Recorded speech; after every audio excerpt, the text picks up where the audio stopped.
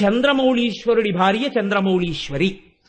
మీరు మీ ప్రమేయం లేకుండా, మీకు తెలియకుండా ఈ సామ్యాన్ని తీసుకొచ్చి ఆవిష్కరించేశారు కిరీటాన్ని అడ్డు పెట్టుకుని ధ్యానం చేస్తే. ధ్యానంలో ఇలా ఎవరికి దృగ్గోచరమైందో వాడు ఆ క్షణంలోనే జన్మ సార్థకత పొందేశాడు. అయిపోయింది, వాడి జన్మకి సాధించవలసిన ప్రయోజనం సాధించేశాడు. ఒక్క కిరీటం ఎంత స్థాయిలో ప్రయోజనాన్ని తీసుకొచ్చిందో చూడండి. కాబట్టి ఇది శంకరాచార్యులు వారి ప్రతిపాదన. ఎందుకని శంకరాచార్యులు వారు కైలాసానికి వెళ్ళినప్పుడు పరమశివుడు 5 శివలింగాలు ఇచ్చాడు ఆయనకి. 5 శివలింగాల పేర్లు చంద్రమౌళీశ్వర లింగాలే. 5 శివలింగాల్ని శంకరాచార్యులు వారు తీసుకొచ్చి 5 చోట్ల పెట్టారు. ఒకటి కంచిలో ఉంది, ఒకటి శృంగేరిలో ఉంది, ఒకటి చిదంబరంలో ఉంది, ఒకటి కేదార్నాథ్లో ఉంది, ఒకటి నేపాల్ నీలకంఠంలో ఉంది. 5 చోట్ల ఉన్న శివలింగాల పేర్లు చంద్రమౌళీశ్వర లింగాలే. అందుకే శృంగేరి వారు సాయంకాలం పూజ చేసినా చంద్రమౌళీశ్వర ఆరాధన అంటారు, కంచి వారు చేసినా చంద్రమౌళీశ్వర ఆరాధన అంటారు. చంద్రమౌళీశ్వరుని భార్య కూడా చంద్రమౌళీశ్వరియే. రూపమునందు ఇద్దరొక్కలా ఉంటారు. ఆ ఇంద్రధనస్సుని అడ్డుపెట్టి మీకు ధ్యానమునందు ఒక కొత్త కోణాన్ని శంకరాచార్యులు వారు తొడిగారు. కాదు, ఇంకొక రహస్యం మీకు చెప్తున్నాను. అమ్మవారి కిరీటం ఏమీ తెలియని వాడికి కూడా దర్శనం అయిపోతుంది. ఏమీ తెలియకపోయినా మీరు చూడొచ్చు అమ్మవారి కిరీటాన్ని. ఎప్పుడు చూడొచ్చో తెలుసా అండి? ఒక్క కార్తీక మాసంలో కృష్ణపక్షంలో వచ్చేటటువంటి చతుర్దశి నాడు అమ్మవారి కిరీటం ఆకాశంలో కనపడుతుంది. కురువిందమణి శ్రేణి కనత్కోటీరమండిత. ఇది కూడా 16 అక్షరాలతో కూడినటువంటి నామమే. దీన్ని కూడా మధ్యలో విరవడం కానీ మధ్యలో ఆపడం కానీ చేయకూడదు, పూర్తిగానే చదవవలసి ఉంటుంది. కురువిందమణి శ్రేణి కనత్కోటీరమండిత. మీరు ఈ నామం గురించి వినే ముందు ఒక చిన్న విషయాన్ని ప్రయత్నం చేయండి వినడానికి. తల మీద పెట్టుకునేటటువంటి ఆభరణములు కొన్ని ఉంటాయి. ఎందుకని అంటే అసలు శాస్త్ర ప్రకారం అయితే ఏమిటంటే తలపాగా అని ఒకటి చుట్టుకుని ఉండాలి. అందున పండితుడైనటువంటి వాడు తప్పకుండా తలపాగా చుట్టుకుని ఉంటారు. అది ఒక లక్షణం. అందుకే నా కుండలి, నా మకుటి, నా స్రగ్వి, నాల్పభోగవాన్ అంటారు రామాయణం బాలకాండలో వాల్మీకి మహర్షి. అందుకే అసలు పండిత సత్కారము అంటే ఏంటంటే ఒక తలపాగా ఒకటి చుడతారు. అది తలపాగా చుట్టడం ఒక మర్యాద. అలాగే కంచుకములు తలకట్లును కాంచన భూషాంబరములు మెరయగ గోపకు లేతించిరి మంచి పదార్థములు కొనుచు మాధవు చూడన్. పెద్దవాళ్ళ దగ్గరికి వెళ్ళినప్పుడు తలపాగా చుట్టుకుని వెళ్తారు. అలాగే ఈశ్వర సన్నిధానంలోకి వెళ్ళి నమస్కారం చేసేటప్పుడు అవన్నీ తీసేసి నమస్కారం చేస్తారు. అది ఒక మర్యాద. అలాగే సర్వేంద్రియాణం నయనం ప్రధానం సర్వస్య గాత్రస్య శిర ప్రధానం. ఇంద్రియములన్నింటిలో కన్ను చాలా గొప్పది, అవయవములన్నిటిలో తల చాలా గొప్పది. కాబట్టి తలని రక్షించుకోవలసి ఉంటుంది. ఈశ్వరుడు అందుకే తలకి పెట్టినంత రక్షణ కవచాన్ని బహుశः దీనికి పెట్టలేదు. ఒక్క మెదడిస్తేనే ప్రపంచాన్ని తినేస్తున్నాడు. 2 కళ్ళు ఇద్దాం, 2 ముక్కు కన్నాలు ఇద్దాం కానీ మెదడొక్కటి ఇద్దామని ఒక మెదడే ఇచ్చాడు.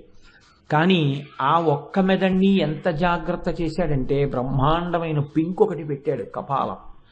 దీని మీద మళ్ళీ జుత్తు పెట్టాడు.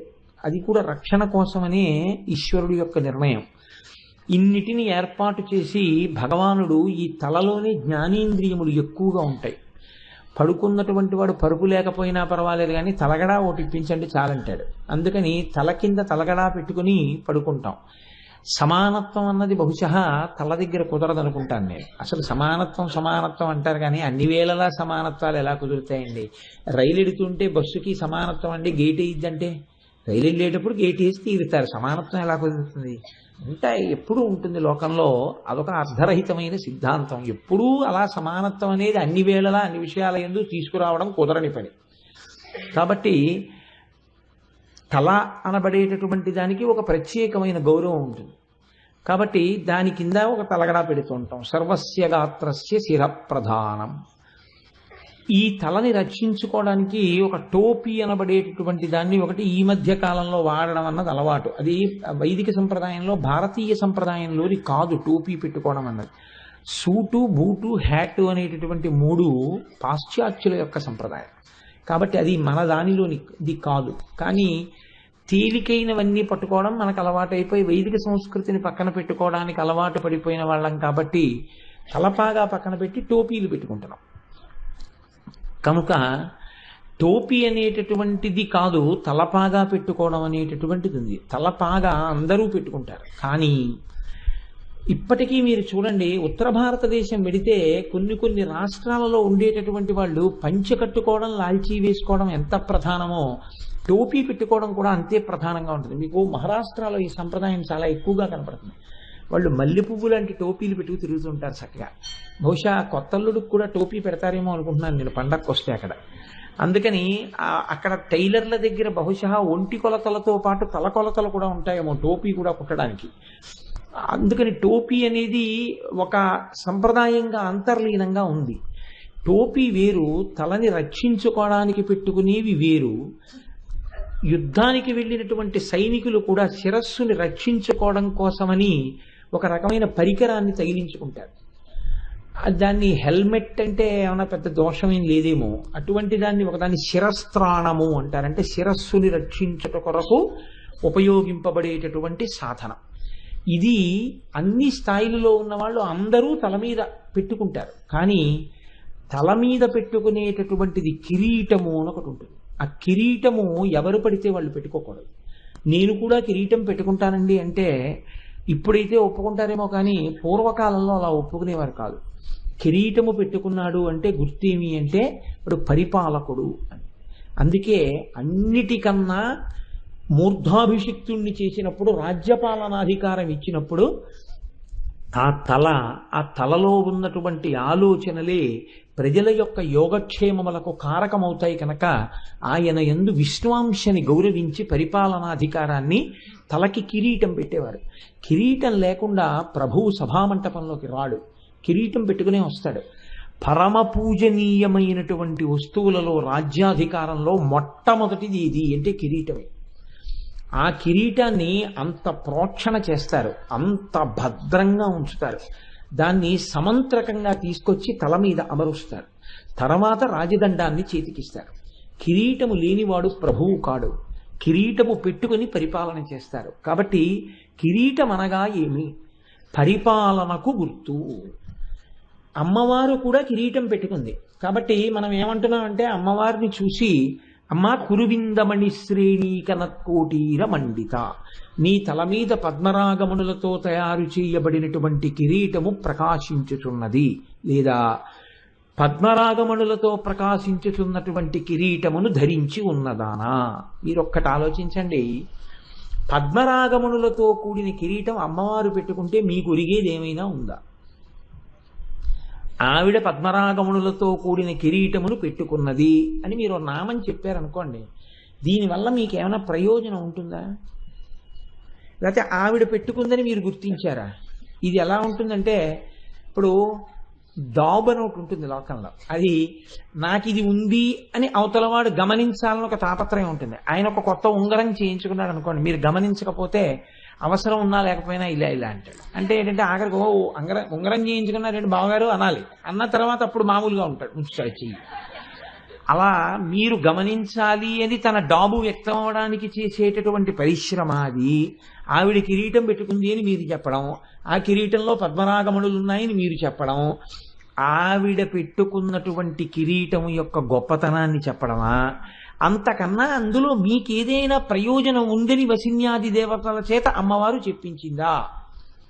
ఈ కోణంలో మీరు పరిశీలనం చెయ్యనప్పుడు మీకు ఆ నామం వలన ఉత్తర క్షణంలో ఒరిగేటటువంటి ప్రయోజనం ఏమీ ఉండదు. ఏదో నామం చెప్పట్లేదా అంటే నామం చెప్తున్నారా, నామం చదువుతున్నారంతే. కానీ మీరు కొంచెం జాగ్రత్తగా ఆలోచన చేస్తే పరిపాలన అన్న మాటలో హద్దు నిర్ణయము అన్నది ఒకటి ఉంటుంది.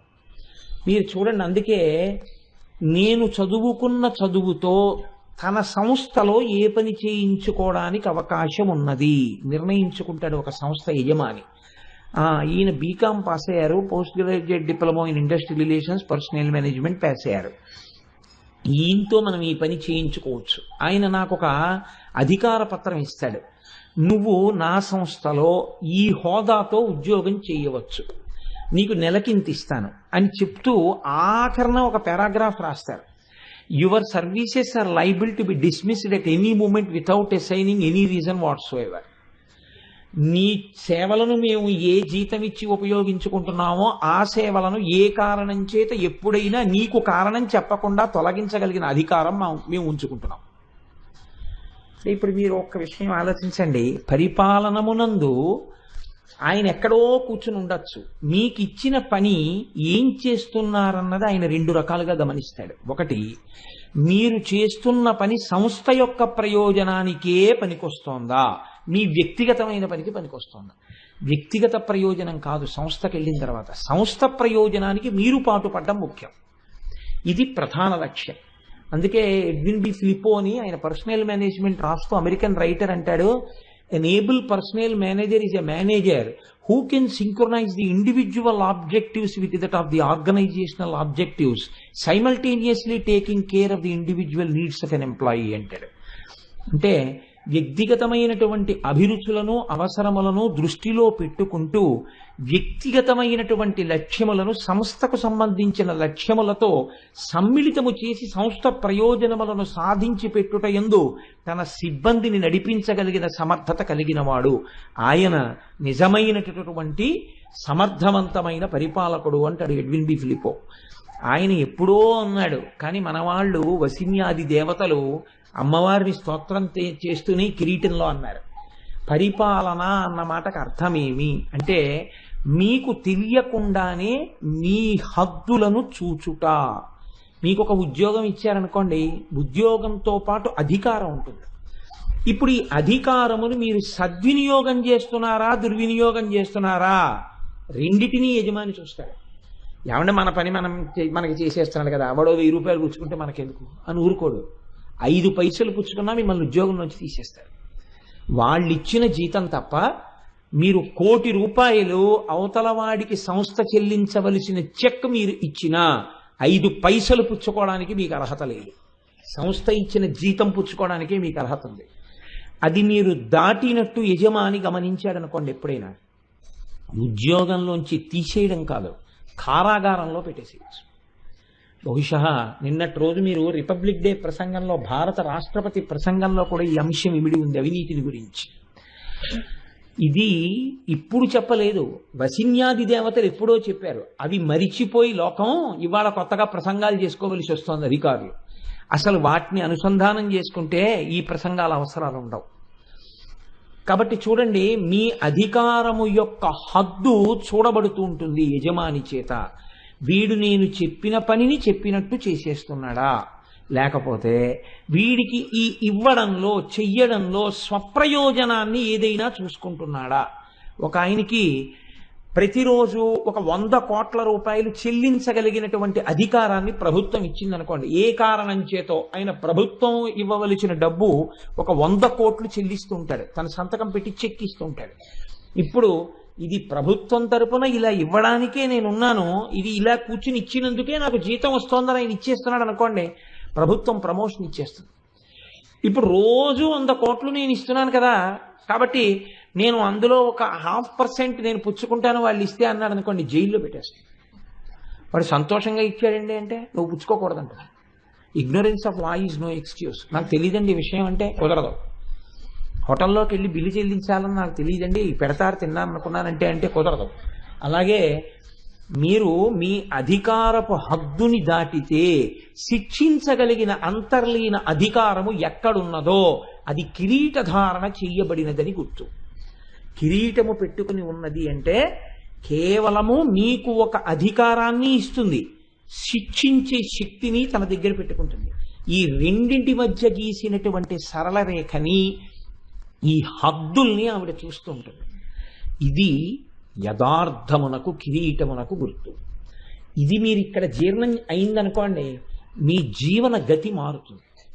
ఇది అర్థం కాలేదనుకోండి, అప్పుడు ఏమవుతుందంటే ఆవిడ కిరీటం పెట్టుకుందని మీరు అర్థం చెప్తారు. ఆవిడ కిరీటం పద్మనాగమణులతో పెట్టుకుంటే మీకెందుకు, ముత్యాలతో పెట్టుకుంటే మీకెందుకు, దానివల్ల మీకేమైనా ప్రయోజనం ఒరిగిందా నాకు చెప్పండి?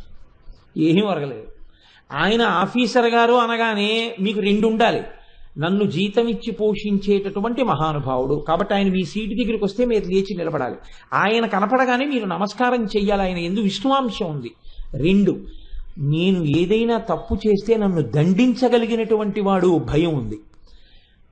ఆయన యందు గౌరవము, ఆయన యందు భయము, ఈ రెండు ఏకకాలమునందు ఉంటే ఆ రెండు ఉండడానికి ఏ విధమైన అధికారము ఆయన యందు కేంద్రీకృతమైనదో ఆ అధికారమునకు గుర్తు ఆయన తల మీద ఉన్న కిరీటము. ఈనాడైతే ఆయన యొక్క సంతకము, ఆయన సంతకం కింద ఉన్న స్టాంపు. ఇప్పుడు రబ్బర్ స్టాంప్ వేస్తున్నాం, అప్పట్లో తల మీద ఉన్న కిరీటం దానికి గుర్తు.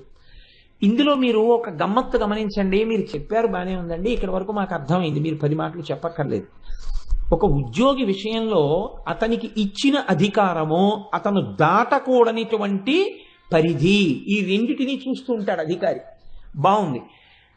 ప్రపంచం విషయంలో, మనందరి విషయంలో అమ్మవారు ఎలా చూస్తుంది? నేను దీని గురించి పెద్ద వ్యాఖ్యానం చేయకుండా మీకు తేలికగా అర్థమయ్యే ప్రయత్నం ఒకటి చేస్తాను, మీరు గుర్తుపట్టేస్తారు. మీరు చూడండి, అమ్మవారు మీకు నాలుక అని ఒకటి ఇచ్చింది. మీకంటే నాకు కూడా నష్టమండి. నాలుక ఒకటి ఇచ్చింది. దేనికి ఇచ్చింది నాలుక? మీకు నాలుక ఎందుకండి అని అడిగాను అనుకోండి, నీ మొహం ఇచ్చా తెలియదా నీకంటారు. నాలుక ఎందుకు ఇచ్చింది? ఏమా దానికి ఎందుకంత భయపడతారు మీరు? నాకు ఏదైనా చెప్పడానికి. నేను మీకు ఇన్ని చెప్తానే. రుచి చూడడానికి ప్రధానం ఏమిటంటే నాలుక రుచిని చెప్తుంది. ఇప్పుడు మాటలాడడం అనేటటువంటిది, మాటలు రాని పిల్లవాడి నోటి మీద ఆవకాయ కారం పెడితే ఏడుస్తాడు. కాబట్టి ముందు మాట వచ్చిందా, రుచి తెలిసిందా? రుచి తెలిసింది. అంటే ప్రధాన ప్రయోజనం ఏది అంటే రుచి. రుచిని తెలుసుకోవడం నాలుక యొక్క ప్రధానమైన ఉద్దేశ్యం. మాటలాడని నాలుకలు కొన్ని ఉంటాయి లోకంలో, కానీ రుచి మాత్రం చెప్తాయి. రుచి చెప్పని నాలుక ఉండదు, మాటలాడలేని నాలుకలు ఉంటాయి. మీరు చూడండి లోకంలో. కాబట్టి నాలుక ప్రధాన ప్రయోజనం ఏమి అన్నప్పుడు రుచి చెప్పుట అన్నది ప్రధాన ప్రయోజనంగా చెప్పాలి. ఆ తర్వాత మాట్లాడడం చేత ధన్యత పొందుతాడు. రుచి రెండైపోతుందండో, అది గమ్మత్తు. రుచి రెండైతే మాట. రుచి యొక్క మొదటి స్వరూపం పదార్థము యొక్క రుచిని తెలుసుకోవడం. రుచి యొక్క రెండవ స్వరూపం భగవంతుని నామములో ఉన్న గొప్పతనాన్ని తెలుసుకోవడం. ఒక లడ్డు తింటే తీయగా ఉంటుంది, ఆవకాయ తింటే కారంగా ఉంటుంది, నిమ్మకాయ తింటే పుల్లగా ఉంటుంది అని చెప్పగలిగినట్టే రామనామం పలికినప్పుడు ఇంత తృప్తిగా ఉంటుంది అని చెప్పగలిగితే శ్రీరామ నీ నామం ఎంత రుచిరా, ఎంత రుచి, ఎంత రుచి, ఎంత రుచిరా. ఎప్పుడూ ఆవకాయ నిమ్మకాయ ఇవి తప్ప ఇంకోటి తెలియకపోతే వాడి ప్రారంభం. అప్పుడు రుచికి పనికి వచ్చింది కానీ ఇంకో దానికి పనికి రాలేదు. అసలు ఈ రుచి ఎందుకు ఇవ్వాలి ఆవిడ? ఈ రుచి చూడడం అన్నది కానీ అమ్మవారు పెట్టలేదనుకోండి, మనకు ఒక వరం అయ్యి ఉండేది కదండి. అసలు కూరలు కొనుక్కోక్కర్లేదు, ఊరగాయలు పెట్టుకోక్కర్లేదు, చాలా సామాన్లు కొనుక్కోక్కర్లేదు. హాయిగా ఆడవాళ్ళకి ఎంత సుఖంగా ఉండేదో ఇలా ఉడికించి అక్కడ పెట్టేస్తే చాలు, తినేసేయచ్చు చక్కగాను. రుచి తెలియదు కదా, తినేద్దాం. రుచి ఎందుకు పెట్టింది ఆవిడ? మీరు బాగా గమనించండి. పడిశం పడుతోంది అనుకోండి, డాక్టర్ గారు అంటారు కొంచెం పుల్లటివి తినండి, విటమిన్ సి ఉంటుందంటారు. ఇప్పుడు విటమిన్ సి పుల్లటి పదార్థంలో ఉన్నది. పులుపు అన్నది మీకు ఎవరి వల్ల తెలుస్తుంది? నాలుక వల్లే తెలుస్తుంది.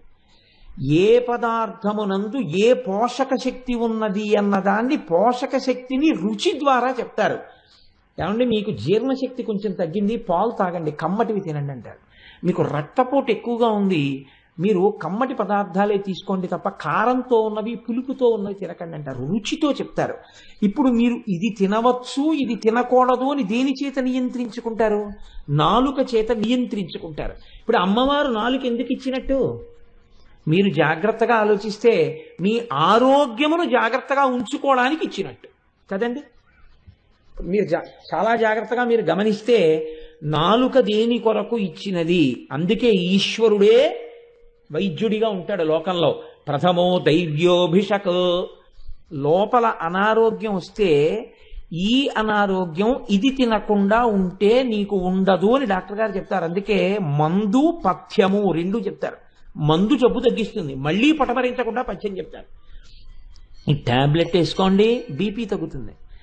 పులుపు తినకండి మళ్ళీ రాకుండా ఉంటుంది.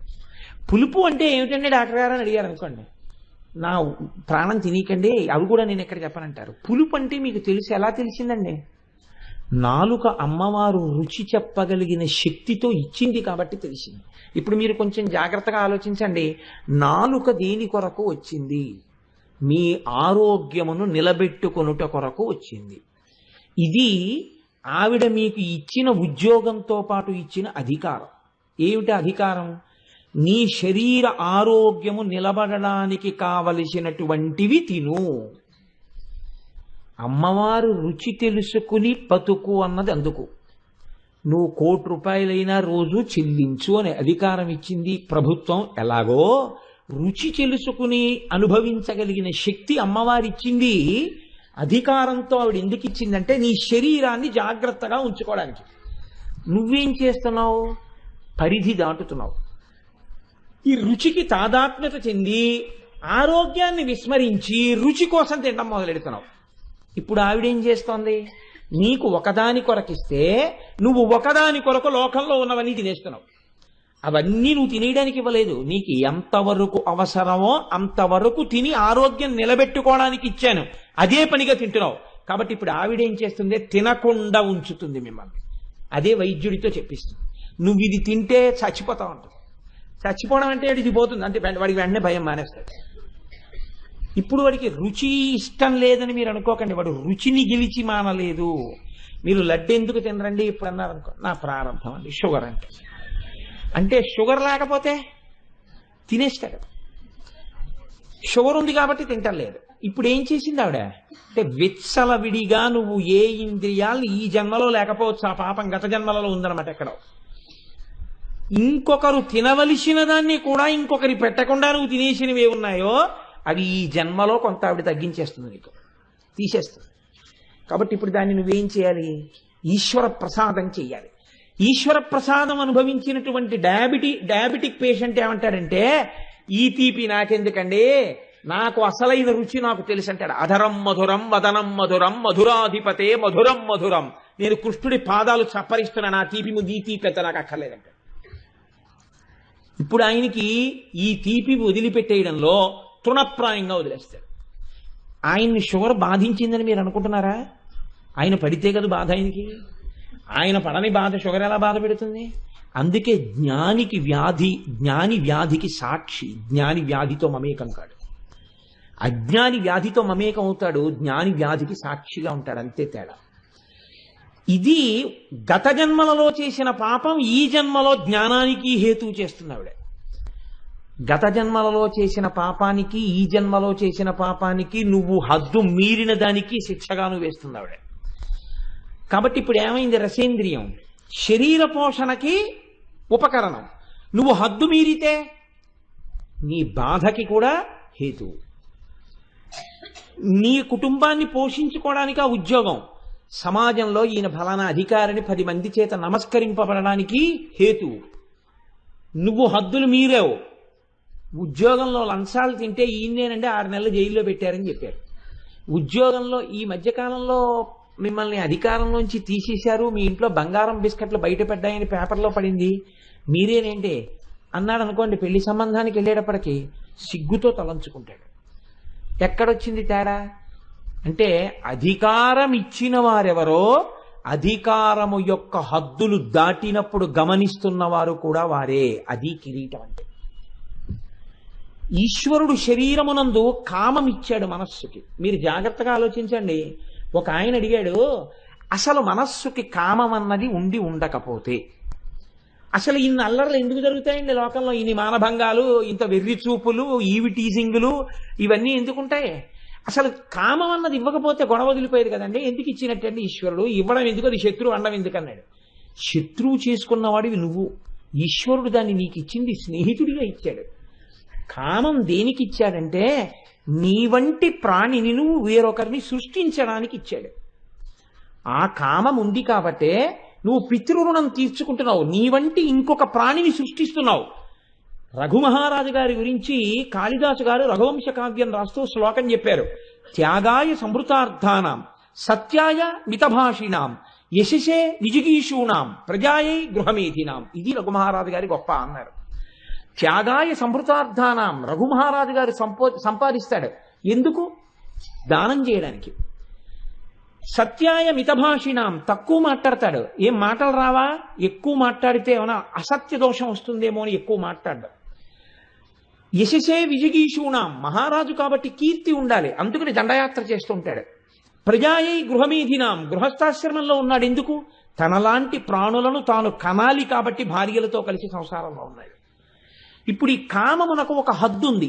ఈ కామాన్ని మీరు మీ స్నేహితుడిగా వాడుకుని మీ ధర్మపత్ని యందు కామాన్ని ఉంచుకుంటే అది మీకు పురుషార్థమైపోయింది. మీ పితృరుణం తీరడానికి, మిమ్మల్ని ఉన్నత లోకాలకి పంపడానికి కొడుకనేటటువంటి అర్థమును కటాక్షిస్తోంది. అమ్మవారు కామమును ఇచ్చింది కదా అని దాన్ని విశృంఖలత్వంలోకి తీసుకెడితే, రామాయణంలో అమ్మవారు అంటుంది, ఈ బలం ఎంతకాలమో తెలుసా రావణ, నీ మలము మూత్రము నువ్వు విసర్జించగలిగినంత కాలమే అంది. ఒకనాడు అమ్మవారు ఏం చేస్తుందంటే, శక్తినిచ్చానని కదా తిరిగావు, ఇప్పుడు 2 శక్తులు తీసేస్తున్నాను ఇచ్చిన దాన్నే కాబట్టి. నీ మలము నీవు వెళ్ళి విసర్జించలేవు, నీ మూత్రము నీవు వెళ్ళి విసర్జించలేవు, వేరొకరు తీయవలసి ఉంటుంది. అంతే, అయిపోయింది వాడి బతుకు. బస్, నేను ఇంక చెప్పక్కర్లేదండి. భార్య అయినా సరే అలా చూసి ఓ 2 నెలలు చేస్తారు, 3 నెలలు చేస్తారు, ఇంకా విసిగెత్తిపోయి అంటారు, అబ్బా ఇంకా ఇంత బాధపడే కన్నానండి. అప్పుడు నువ్వు బతికున్నట్ట చచ్చిపోయినట్ట? ఇచ్చిన శక్తిని సద్వినియోగం చేసుకుని ఉంటే పువ్వు వెళ్ళిపోయినట్టు ఈ లోకంలోంచి వెళ్ళిపోయి ఉండుండేవాడి. వెళ్ళిపోవడం ఎలాగో తథ్యం కాబట్టి. అందుకే అన్నీ తెలుసున్న వాడికి అమావాస్య మరణం, ఏమీ తెలియని వాడికి ఏకాదశి మరణం అని ఎందుకు వచ్చిందో తెలుసా అండి?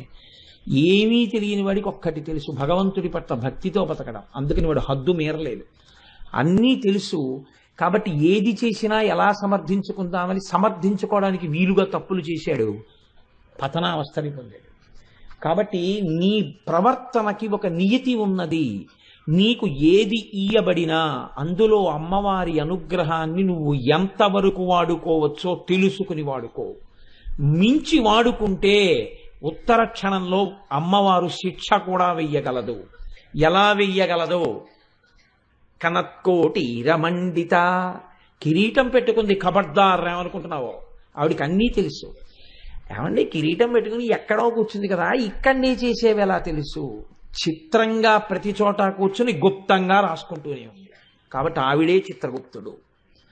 నువ్వు మనసుతో ఏం చేస్తున్నావో కూడా ఆవిడికి తెలుసు, ఎంత నిజాయితీగా ఉంటున్నావో ఆవిడికి తెలుసు.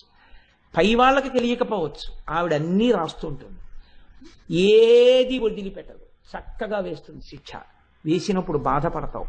కాబట్టి ఇచ్చినది నువ్వు సంతోషించడానికే ఇచ్చింది, నువ్వు సుఖపడడానికే ఇచ్చింది. ఆవిడ ఉద్దేశ్యం నువ్వు సుఖపడాలని, అమ్మ వండింది నువ్వు తినాలని, నీకు ఇచ్చింది నువ్వు అనుభవించాలని. కానీ ఒక నియమంలో అనుభవించమని ఇచ్చింది. దేనికైనా ఒక నియతి ఉంది. నియతి దాటిన తరువాత ఇక అనుభవించకూడదు. అందుకే సనాతన ధర్మంలో మీరు గమనించి ఉంటారు, ఒక గొప్ప స్థితి ఒకటి ఉంటుంది, వానప్రస్థము అని ఒకటి ఉంటుంది. ఆ వానప్రస్థము ఒక వయసు వచ్చేసిన తర్వాత, ఇంకా మనవడు పుట్టేశాడు అనుకోండి, మనవడు పుట్టేసిన తర్వాత ఇంకా బీరువా తాళాలు, నేషనల్ సేవింగ్ సర్టిఫికెట్లు, ఎఫ్డిఆర్లు మెచ్యూర్ అవడాలు, ఈ పాపిష్టి గోలంతా పెట్టుకోకూడదు. అన్నీ ఇచ్చేసి వానప్రస్థమని నువ్వు ఎక్కడికో వెళ్ళిపోలేకపోతే కొడుకున్న చోట హాయిగా నువ్వు ఒక్క గది కట్టుకొని, కొడుకున్న చోటుకి కూడా వెళ్ళలేరు కొంతమంది. ఎందుకు వెళ్ళలేరు? ఖచ్చితంగా అభిజాత్యం. కొడుకు ఎలా ఉన్నా నువ్వు సర్దుకోవచ్చు, నీ మనసును నువ్వు సంస్కరించుకుని ఉండి ఉంటే. సర్దుకోలేకే నువ్వు వెళ్ళలేకపోతున్నావు. అందుకే చూడండి, నీవు వానప్రస్థమనగా నీ శరీరం ఉడిగిపోతున్నప్పుడు ప్రశాంతమైన చోటికి వెళ్ళిపోయి అన్నిటినీ విడిచిపెట్టి శరీరం నిలబడడానికి కావలసిన పదార్థాన్ని స్వీకరించాలి. రుచితో సంబంధం ఉండదు ఇంకప్పుడు. అందుకే పెద్దలకు అన్నం వడ్డించి ఎలా ఉంది అని అడగకూడదు. ఇది ఎలా ఉందండి, ఎలా ఉందండి, ఎలా ఉందండి అని ఎప్పుడు అడగకూడదు. మహాపచారం అది. వడ్డించి విడిచిపెట్టడమే. పరిశేచనం చేశారనుకోండి, అది ప్రసాదం. ప్రసాదం మీరు ఈశ్వరుడికి పెడితే ఈశ్వరుడు తిన్నాడు. అందులో ఉప్పు ఉందో కారం ఉందో. నువ్వు కూడా అంతే, ప్రసాదాన్ని అలాగే తినాలి. పూర్వకాలంలో అందుకే పెద్దలు భోజనం చేయడం అంటే తమలపాకుల్ని లవంగ మొగ్గలతో కుట్టుకుని చేసేవారు. చేస్తే అందులో పదార్థాన్ని వడ్డిస్తే అంతా అయిపోయిన తర్వాత ఆ తమలపాకులు లవంగ మొగ్గలతో కూడినటువంటి దాన్ని మడత వేసేసి నోట్లో పెట్టుకుని లేచిపోయేవారు. అది ఈశ్వరుడు యొక్క శేష పాత్ర. దాన్ని ఎక్కడ పారేస్తారు మీరు? ఈశ్వరుడు భోజనం చేసిన పాత్ర మీరు నైవేద్యం పెట్టింది. అందుకని లవంగ మొగ్గలతో కుట్టిన తమలపాకుల విస్తళ్లలో పెద్దలు పూర్వం భోజనం తీసుకునేవారు. అది వాళ్ళ జీవితాల్లో అలా అనుష్ఠించారు. అంత భగవన్మయం చేసుకుంటారు. ఒక స్థితికి వెళ్ళిపోయిన తర్వాత అడుగు తీసి అడుగు వేస్తే ఈశ్వరానుసంధానం చేసుకుంటారు జీవితాన్ని. అది రావాలి. సాలెపురుగు తన నోటి నుంచి వచ్చిన దారనతో గూడు కట్టుకున్నట్టు నిరంతరం మనసులో భగవంతుడి గురించిన జరిగినటువంటి స్మరణల చేత అల్లుకుంటారు తన జీవితాన్ని. ఇలా అల్లుకోగలిగినటువంటి శక్తి పెంచుకొని పరమతృప్తితో జీవనాన్ని చేస్తుంటారు. ప్రయత్నపూర్వకంగా నువ్వు అటువంటి దిశ వైపుకి అడుగులు వెయ్యాలి. అంతేకాని ఇంకా అన్ని పట్టుకుని వెంపర్లాడిపోతే దాని వలన ప్రయోజనం ఏముంటుంది అంటే మళ్ళీ భోషాణం కింద తేలో గోడ మీద బల్లో అయిపోతావు తప్పించి ఉపయోగం ఏమి ఉండదు. నేను ఈ రెండు మాటలు వాడడానికి కారణం ఏమిటో మీరు మార్కండేయ పురాణం చదివితే అర్థమవుతుంది. ఇంతకన్నా నేను చెప్పను. ఎందుకంటే ఇప్పుడు మళ్ళీ చెప్తే ఆ మార్కండేయ పురాణానికి వెడితే జన్మ పునర్జన్మ ఈ అల్లరి అంతా మొదలెట్టానంటే ఎప్పటికవుతాయి ఇవన్నీ. కాబట్టి చాలు. అయితే మరి ఏమండి మీరు చెప్పింది బాగుంది, ఈ హద్దు తెలిస్తే ప్రయోజనం ఏమిటి తెలుసుకున్నాం. అయితే అమ్మవారు కామం ఇచ్చినది, అది తన ధర్మపత్ని యందు కామంతో ఉండడం దోషం కాదు. నా భార్య యందు నాకు కామం ఉంటే దోషము అని పిలవకూడదు. అది శాస్త్రం అంగీకరించింది. నేను అగ్నిసాక్షిగా చెప్పాను, ధర్మేచ అర్ధేచ కామేచ నాతిచరామి, ఈమెను నేను అతిక్రమించనని చెప్పాను. కానీ ఈ కామము వేరొక స్త్రీ యందు నాకు ఉండకూడదు. ఎవరైనా కావచ్చు, వయస్సుతో సంబంధం లేదు. ఎవరినైనా గురువుగారు అని నన్ను పిలిచారనుకోండి, వెంటనే నేను వాళ్ళలో ఎవరిని చూడాలంటే నా కూతుర్నే చూస్తానంతే. ఆమె ఎంత వయస్సు నాకు అనవసరం, ఆవిడ నా కూతురు. నా బిడ్డ ఎలా ఉంటుందో ఆమె యందు నేను ఆ భావనతోనే ఉంటాను. అంత మనసు విశాల హృదయంతో నా పిల్ల అల్లరిని, నా పిల్ల మాటల్ని వాళ్ళల్లో చూస్తే అంత ఉదారంగా, అంత సంతోషంగా వాళ్ళతో ఉంటాం అంతే. అంతకు తప్ప ఇంకొక ఉద్దేశ్యం నీ మనసులో రాకూడదు. దానికి విరుగుడు ఒక్కటే చెప్పింది శాస్త్రం, తల్లిగానన్నా భావన చేయి, నిన్ను తండ్రిగానన్నా భావన చేసుకో, అంతే. విరిగిపోతుంది కామం, దాని చేత ఉద్ధరింపబడతావు. అయితే బాగుంది, నిజమే. కామమునకు హద్దులో వాడుకోవడం చెప్పారు, నాలుకని హద్దులో వాడుకోవడం చెప్పారు. ఇలా హద్దులను శాస్త్రం నిర్ణయం చేస్తుంది. ఇప్పుడు నేను అన్నింటినీ చెప్పుకుంటూ వచ్చాను అనుకోండి, మళ్ళీ అది అవదు. వచ్చిన నా బాధ ఏమిటంటే అసలు నేను ఈ లలితా సహస్రంలో 10 నామాలు చెప్తానా అని బెంగొస్తుంది నాకు. అందుకని ఇప్పుడు ఈ హద్దు మీరు తెలుసుకుంటే ఏమవుతుందంటే ఉద్ధరింపబడతారు. హద్దు దాటిపోయారనుకోండి పతనం అయిపోకుండా హద్దు తెలుసుకుని ఏం తినాలో అది శరీరాన్ని పోషించుకోవడానికి తింటున్నాం. అయితే మోక్షం వచ్చేసిందండి. చాలా సాత్విక ఆహారం తీసుకుంటాడు, మితాహారం తీసుకుంటాడు, భగవదర్పితమైన ఆహారాన్ని తీసుకుంటాడు, నాలుక కోసం తినడు, శరీరాన్ని ఆరోగ్యంగా ఉంచుకోవడం కోసం తింటాడు. దీనివల్ల మోక్షం వచ్చిందా అని అడిగారు. ఒక్కనాటికి రాదు అని చెప్పింది శాస్త్రం. ఒక్కనాటికి రాదు. నిన్ను శరీరాన్ని ఆరోగ్యంగా ఉంచుకోమని చెప్పినది ఆరోగ్యంగా శరీరం ఎప్పుడూ ఉండిపోతుందని కాదు. 1,000,000 మంది వైద్యులు కూడి వచ్చిన కాని మరణమయ్యడి వ్యాధి మాన్పలేరు. శరీరం వెళ్ళిపోవడానికి ఒక మార్గాన్ని ఎప్పుడప్పుడు వెతుక్కుంటుందంతే. జర్జరీభూతమైపోతుంది, జీర్ణావస్థ వస్తుంది, శిథిలమవుతుంది ఒక రోజున. నువ్వు ఏం చెయ్యి, ఎంత జాగ్రత్తగా తినో ఆ రోజున ఆ కాలంలో శరీరము పడిపోవలసిందే, పతనమవుతుంది. మరి ఎందుకండి ఇంకా ఆరోగ్యం? ఇక్కడ చెప్పింది ప్రయోజనాన్ని. ఈ ప్రయోజనం వైపుకి నువ్వు అడుగులు వెయ్యడానికి కిరీటం వచ్చింది. ఏమిటా ప్రయోజనం అంటే, నువ్వన్నా ఉట్టి కొట్టేవాడిని నీ మీదన్నా ఎక్కించుకో. అదేమిటంటే మళ్ళీ ఇదో కొత్త మాట అట్టుకొచ్చారు మీరు అనుకోకండి, మీకు అర్థం అవడానికే నేను ఈ ప్రయత్నం. నువ్వు ఈశ్వరుణ్ణి చేరుకోవాలి ఆరోగ్యంతో. నీకు ఆరోగ్యం లేదు, నువ్వేం చేస్తావు? ఈశ్వరార్చన. నీకు ఆరోగ్యం లేదు, నువ్వేమిటి చేస్తావు? ప్రదక్షిణం. నీకు ఆరోగ్యం లేదు, నువ్వేం చేస్తావు? తీర్థయాత్ర. నీకు ఆరోగ్యం లేదు, నువ్వేం వింటావు? ప్రవచనం.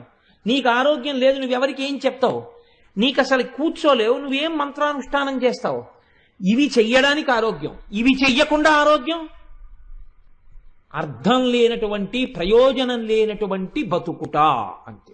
ఎందుకు అది అంటే, రేపటి రోజున కూడా ప్రకృతిలో కొంత పదార్థం తినడానికి కొంత శక్తిని దాచుకున్నాడు అంతే. అంత స్థాయిలోనే పనికొస్తుంది. ఆరోగ్యము ఎప్పుడూ భగవదుపాసనకి హేతువుగా శాస్త్రం నిర్ణయించింది తప్ప ఆరోగ్యము ఆరోగ్య స్థాయిలో నిర్ణయించలేదు. అందుకే ఋషులు యోగా చేస్తారు. ఋషులు యోగా ఎందుకు చేస్తారో తెలుసా అండి? తపస్సుకి సాధనంగా శరీరాన్ని సిద్ధం చేసుకోవడానికి. ఇలా కూర్చుంటే అలాగే కూర్చోవాలి. మా దొరగారు కూర్చున్నారనుకోండి, ఎంతసేపు అయినా ఇలా కూర్చుంటారు. ఒక 6 గంటలు దొరగారు కూర్చోండి అన్నాం అనుకోండి, వెంటనే మోకాళ్ళు మడతేసేసి కూర్చున్నారంటే ఒక 6 గంటలు అలా కూర్చుంటారు. అలా కూర్చోవడం వల్ల దొరగారికి ఏమొచ్చింది అంటే, చక్కగా పొద్దున్నే వేప చెట్టు కింద ఓ కుర్చీ వేసి కూర్చున్నారంటే కారే రానివ్వండి ఇంకోటే రానివ్వండి ఆయనకు అనవసరం. 10 వరకు హాయిగా అలా ఏదో చదువుకుంటూ కూర్చోగలుగుతున్నారు. ఆ ఆరోగ్యం నిలబెట్టుకోలేనటువంటి వాళ్ళు ఏమయ్యారు? అలా కూర్చుని ఇవాళ చదువుకుందాం అంటే అవకాశం లేదు. అందుకు ఆరోగ్యం ఈశ్వరుణ్ణి చేరడానికి ప్రయోజనంగా నువ్వు నిలబెట్టుకోవాలి ఆ హద్దుని. అందుకు కాకుండా ఆరోగ్యం ఉందనుకోండి, ఉత్తినే నేను అయ్యి బాబోయ్ ఏమైనా అయిపోతుందేమో అని చాలా జాగ్రత్తగా ఉంటానండి, చాలా ఆరోగ్యంగా ఉంటానండి, రోజు న్యూరోబియాన్ ఇంజక్షన్లు చేయించుకుంటాను, 1,00,000 బి కాంప్లెక్స్లు తినేస్తాను, సీజనల్ ఫ్రూట్స్ అని తినేస్తుంటాను, వాకింగ్ చేసేస్తుంటాను, యోగా చేసేస్తుంటాను, దండీలు కొట్టేస్తుంటాను. దేని కొరకు? ఇంకోటి ఇబ్బంది పెట్టడానికి, నీ కండాలు చూపించి. ఎందుకది? అప్పుడు అది పనికిరాదు. దేనికి పనికి రావాలి? ఈశ్వరార్చనకి పనికి రావాలి, ఈశ్వరుణ్ణి చేరడానికి పనికి రావాలి. అలా చెయ్యగా శరీరం పనికి రాకుండా అయిపోయినప్పుడు మనస్సుతో చెయ్యడానికి సిద్ధపడిపోవాలి. అప్పుడు ఆ మనసు కుదురుకుని నిలబడిపోతే, మనసుతో ఆరాధన చేస్తుండగా నీ శరీరము పడిపోతే నువ్వు ఈశ్వరుణ్ణి చేరిపోతావు. ఈ హద్దులు తెలుసుకున్నవాడు ఈశ్వరుణ్ణి చేరుతున్నాడు. ఈ హద్దులు మీకు చెప్పడానికి ఆ కిరీటం. ఇప్పుడు ఇది తెలిసిందనుకోండి, ఆరోగ్యం ఉన్నవాడు, డబ్బున్నవాడు, అందమున్నవాడు, కూర్చోగలిగినవాడు, 4 మాటలు చెప్పగలిగినవాడు, 4 శ్లోకాలు రాయగలిగినవాడు, 4 మంత్రములు వల్లివేయగలిగినవాడు, 4 పూజలు చెయ్యగలిగినవాడు, ఇలా ఈశ్వరుడు ఒక్కొక్కరి యందు ఒక్కొక్క విభూతినిస్తాడు. మీరు చూడండి, మనం వెంకటాచల వైభవము అని ఒకటి చేశాం. వెంకటాచల వైభవం కోటేశ్వరారు చేశారా? వెంకటాచల వైభవం దొరగారు చేశారా? వెంకటాచల వైభవం గోపాలకృష్ణ గారు చేశారా? వాళ్ళు ముగ్గురు చేసుకోలేదు. మీరు నేను అందరం కలిసి వెంకటేశ్వరుణ్ణి సేవించుకున్నాం. అందులో ఒకడు ముందు నించున్నాడు, పేరు వాడిది, కానీ అందరూ సేవించారు, వాడి ద్వారా అందరూ సేవించారు. కోటేశ్వరారు ప్రవచనం చేశారు, కోటేశ్వరరావు గారు అందులో ప్రధాన పాత్ర వహించారని మీరు అనుకోవచ్చు, గోపాలకృష్ణ గారు ప్రధాన పాత్ర వహించారని మీరు అనుకోవచ్చు. గోపాలకృష్ణ గారు తన కొరకు చేసుకోలేదు, గోపాలకృష్ణ గారు మనందరి కొరకు చేశారు. ఈశ్వరుడు ఎంచుకుంటాడు అలాంటి వాళ్ళని. నేను ఇవాళ మాట వరుస వచ్చింది కాబట్టి చెప్తున్నాను, వ్యక్తుల్ని పొగడ్డం నా ఉద్దేశ్యం కాదు. మా దొరగారితో నా పరిచయం ఒక 10 సంవత్సరాల క్రితం. దొరగారితో నేను పరిచయం పెట్టుకోవడానికి కారణం ఒకటే, నేను వారి దగ్గరికి వెళ్ళింది అద్దింటి కోసం. నేను ఆయన్ని చూసి సంతోషించింది వేరొక కారణానికి. నేను ఈయన దగ్గరికి 3 రోజులుగా వస్తున్నాను, బొట్టు లేకుండా ఒక్కనాడు ఈయన్ని చూడలేదు. బొట్టు ఎందు ఇంత శ్రద్ధ ఉన్నవారంటే సనాతన ధర్మమునందు చాలా పూనికున్నవారు. ఇది నన్ను దొరగారికి దగ్గర చేసింది. ఈ దగ్గర చేయడం ఏమైంది, ఒకనాడు సంపూర్ణ రామాయణం అయ్యప్ప స్వామి దేవాలయంలో చెప్పాలని నేను నిర్ణయం చేసుకోలేదు. మీకు నేను యథార్థం చెప్తున్నాను. నేను ఇంకొక చోట చెప్పడానికి నిర్ణయం చేసుకుని, నాకు దొరగారి యందున్న గౌరవంతో దొరగారి దగ్గరికి వెళ్ళి, దొరగారు సంపూర్ణ రామాయణం ఫలానా చోట చెప్పాలని నిర్ణయం తీసుకున్నారని చెప్పాను. దొరగారు అన్నారు, వీల్లేదు, మీరు అయ్యప్ప గుళ్ళో చెప్పాలన్నారు. నేను చెప్పనన్నాను. ఎందుకు చెప్పరన్నారు? నాకు అసలు ఆ గుడి తెలియదు, నా గుళ్ళో వాళ్ళు ఎవరూ తెలియదు, నేను రానక్కడికన్నారు. అంటే దొరగారు అన్నారు, అక్కడ గోపాలకృష్ణ గారు ఉన్నారు, మీరు చెప్పాలన్నారు. గోపాలకృష్ణ గారు ఎవరన్నారు? నాకు తెలియదు, నాకు పెద్ద పరిచయం లేదు, కానీ నేను ఆయన్ని 1-2 సందర్భాల్లో చూశాను. మహానుభావుడు, నిష్కళంకుడు, తన కోసమన్న కోరిక లేనివాడు, 10 మందిని తరింప చెయ్యాలన్న తాపత్రయం ఉన్నవారు, 5 పైసలు తన కొరకు వాడుకోరు. ఎంతమంది పూజ చేసుకున్నా తన భార్యని కూడా కూర్చోపెట్టి కనీసం గోత్రనామాలు చెప్పించి చేయించారు. ఆ టిక్కెట్ మీద ఇంకోళ్ళు కూర్చుంటారని అవకాశం ఇస్తారు. అటువంటి వ్యక్తి అక్కడ ఉన్నారు కాబట్టి చక్కగా జరుగుతుంది. ఆయన్ని నమ్మి మీరు అక్కడ చెప్పండి అన్నారు. గోపాలకృష్ణ గారు ఎవరో నాకు తెలియదు. ఇక్కడ రామాయణం మొదలెట్టాను, తర్వాత గోపాలకృష్ణ గారు అనబడేటటువంటి ఇంకొక వజ్రం నాకు దొరికింది. చూడండి, ఇది ఉట్టి కొట్టడం అంటారు. ఉట్టి కొట్టడం అంటే ఏమిటో తెలుసా అండి? మనకి ఉట్టి కొట్టడం అనే సంబరం ఉంటుంది. ఈ సంబరంలో ఏం చేస్తారంటే ఉట్టిని కిందకి పైకి లాగుతూ ఉంటారు కావాలని. కొంతమంది ఏం చేస్తారంటే కర్ర పట్టుకుని పరిగెడతారు ఆ ఉట్టిని కొట్టడానికి. దగ్గరకు వెళ్ళేంత వరకు ఉట్టిని కింద కూర్చుతారు. వీడు వెళ్ళి ఉట్టి దొరికేసింది కదా అని ఎగిరి కర్ర పెట్టి కొట్టబోతాడు. వాళ్ళు ఏం చేస్తారంటే ఉట్టి లాగేస్తారు, ఆ ఉట్టి పైకి వెళ్ళిపోతుంది. వీడేం చేస్తాడంటే ప్రయత్నం అంతా వృధా అయిపోయి ముందుకు పడిపోయి అందరూ గేలి చేస్తారు, ఒరే కొట్టలేకపోయామంట అన్న తర్వాత వీడు మళ్ళీ వెనక్కి వెళ్ళిపోతాడు. ఇంకోడు బయలుదేరుతాడు, వాడు అంతే, ఎవరు కొట్టలేరు ఆ ఉట్టి. ఎందుకంటే లాగేసే వాళ్ళే ఉంటుంది ఆ శక్తి, లేకపోతే మొదటి వాడికే దొరికిపోతుంది ఆ ఉట్టి. లాగేవాడు తెలివైన వాడు, ఆడేవాళ్ళు ఎటువంటి వాళ్ళైనా గోల్ కీపర్ ముఖ్యమైన వాడు. ఉట్టి కొట్టడంలో లాగేవాడిది ప్రధాన పాత్ర. అప్పుడు ఏం చేస్తారంటే, ఉట్టి కొట్టడం అంటే ఒక్కడు కొట్టకూడదు ఎప్పుడు. అప్పుడు ఏం చేస్తారంటే ఒక 11 మంది బయలుదేరతారు. బయలుదేరి గబగబ గబగబా వెళ్ళి ఒక 5గురు నిలబడతారు. నిలబడి ఎడమ చేతులు కలుపుకుంటారు. కలుపుకుని ఉట్టి పైన ఉందనుకోండి, వాడు ఎక్కడికి లాగలడు? ఇక్కడే పైకి లాగలడు. అంతేగాని ఉట్టిని ఇక్కడ ఉన్నదాన్ని అక్కడికి మాత్రం వాడు తీసుకెళ్ళలేడు. ఇక్కడే మీకు అందకుండా లాగుతున్నాడు. 5గురు వెళ్ళి ఉట్టి కింద నించుని ఎడం చేతులు పట్టుకుంటారు. కుడి చేయి ఖాళీగా ఉంచుతాడు ఈ చివర ఆయన. ఇప్పుడు ఈ 5గురు పట్టుకున్న తర్వాత ఇంకో 4 పరిగెత్తుకుంటూ వచ్చి పట్టుకున్న ఎడం చేతుల్లో కాళ్ళేసి వీళ్ళ భుజాలు ఎక్కుతారు. ఎక్కి 5గురి మీద 3 నించుంటారు. ఈ భుజం మీద ఈ భుజం మీద అలా కాళ్ళేసి నించుని వాళ్ళు ఏం చేస్తారంటే వాళ్ళు కూడా చేతులు ఇలా పట్టుకుంటారు. ఇంకో 2 పరిగెత్తుకొచ్చి వీళ్ళ చేతిలో కాలేసి వాళ్ళ చేతిలో కాలేసి పైకెక్కి ఆ 3 మీద 2 నించుంటారు. ఇప్పుడు ఆ 2 మీద ఒకడు నించోవాలి. వాడి ఈ చేతుల్లోంచి ఎక్కడం. ఈ కుడి చేతులు ఇలా పెడతారు. పెడితే మెట్లు ఎక్కినట్టు వాడు వాళ్ళ భుజాలు పట్టుకుని వాళ్ళు కదలకుండా స్తంభాల నిలబడిపోతారు. వీడు ఏం చేస్తాడంటే ఈ కుడి చేతి మించి మెట్లు ఎక్కినట్టు ఎక్కేసి ఆ పైన 2 మీద 2 భుజాల మీద నిలబడతారు.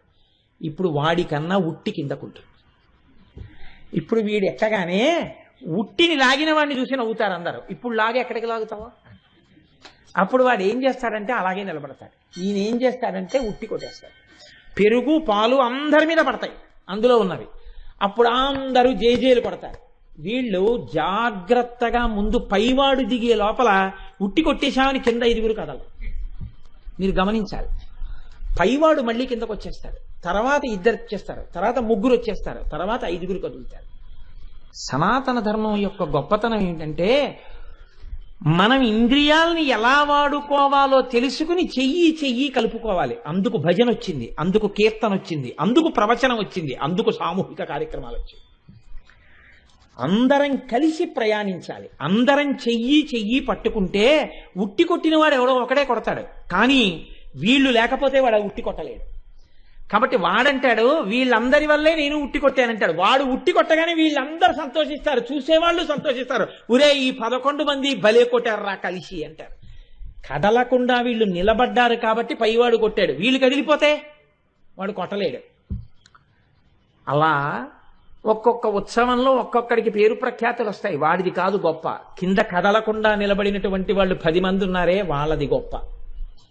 వాళ్ళు లేకపోతే వాడు కొట్టలేడు. సనాతన ధర్మంలో ఒకడు ఉంటాడు, చెయ్యి కలుపుతాడు. ఎవరితో? పాణిగ్రహణం. భార్య చెయ్యొచ్చుకుంటాడు. ఇలాగా పుచ్చుకున్న తర్వాత ఏం చేస్తాడు? వీళ్ళ మీదకి ఇంకో 3 వస్తారు, పిల్లలు వస్తారు. అందరిది ఏమవ్వాలి ఉద్దేశ్యం? ఈశ్వరుణ్ణి చేరడమే. అందుకే భార్య భర్త కలిసి ఏం చేయాలి? ధర్మానుష్ఠానం చేయాలి. వీళ్ళిద్దరూ కలిసి ఏం చేయాలి? కొడుక్కి గాయత్రి ఉపదేశం చేయాలి. కొడుకు ఏం చేయాలి? గాయత్రి అనుష్ఠానం చేయాలి. ఆ కొడుకు కూతురుని ఏం చేయాలి?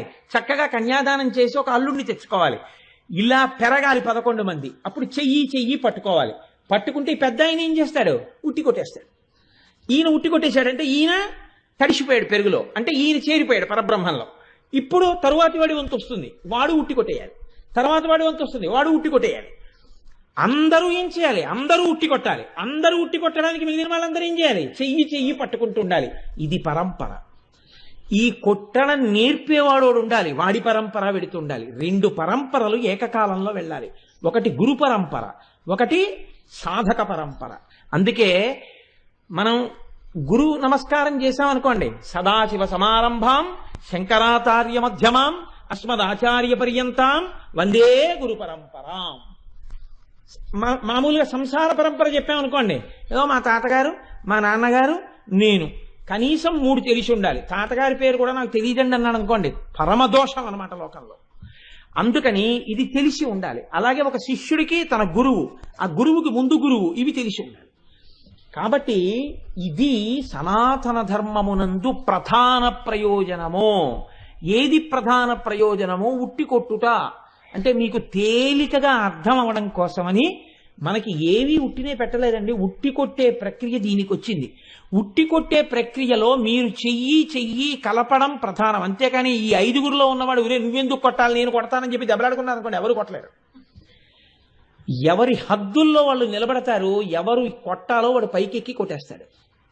అలా అందరం ఎవరి యొక్క హద్దుల్లో వాళ్ళ ఉండి హద్దులు తెలుసుకుని చెయ్యి కలుపుకున్నాం అనుకోండి, కలుపుకుంటే ఈ హద్దు తెలుసుకుని ఈశ్వరార్చన వైపుకి అందరం ఏకోన్ముఖమైతే అందరం చేరేది ఈశ్వరుణ్ణే.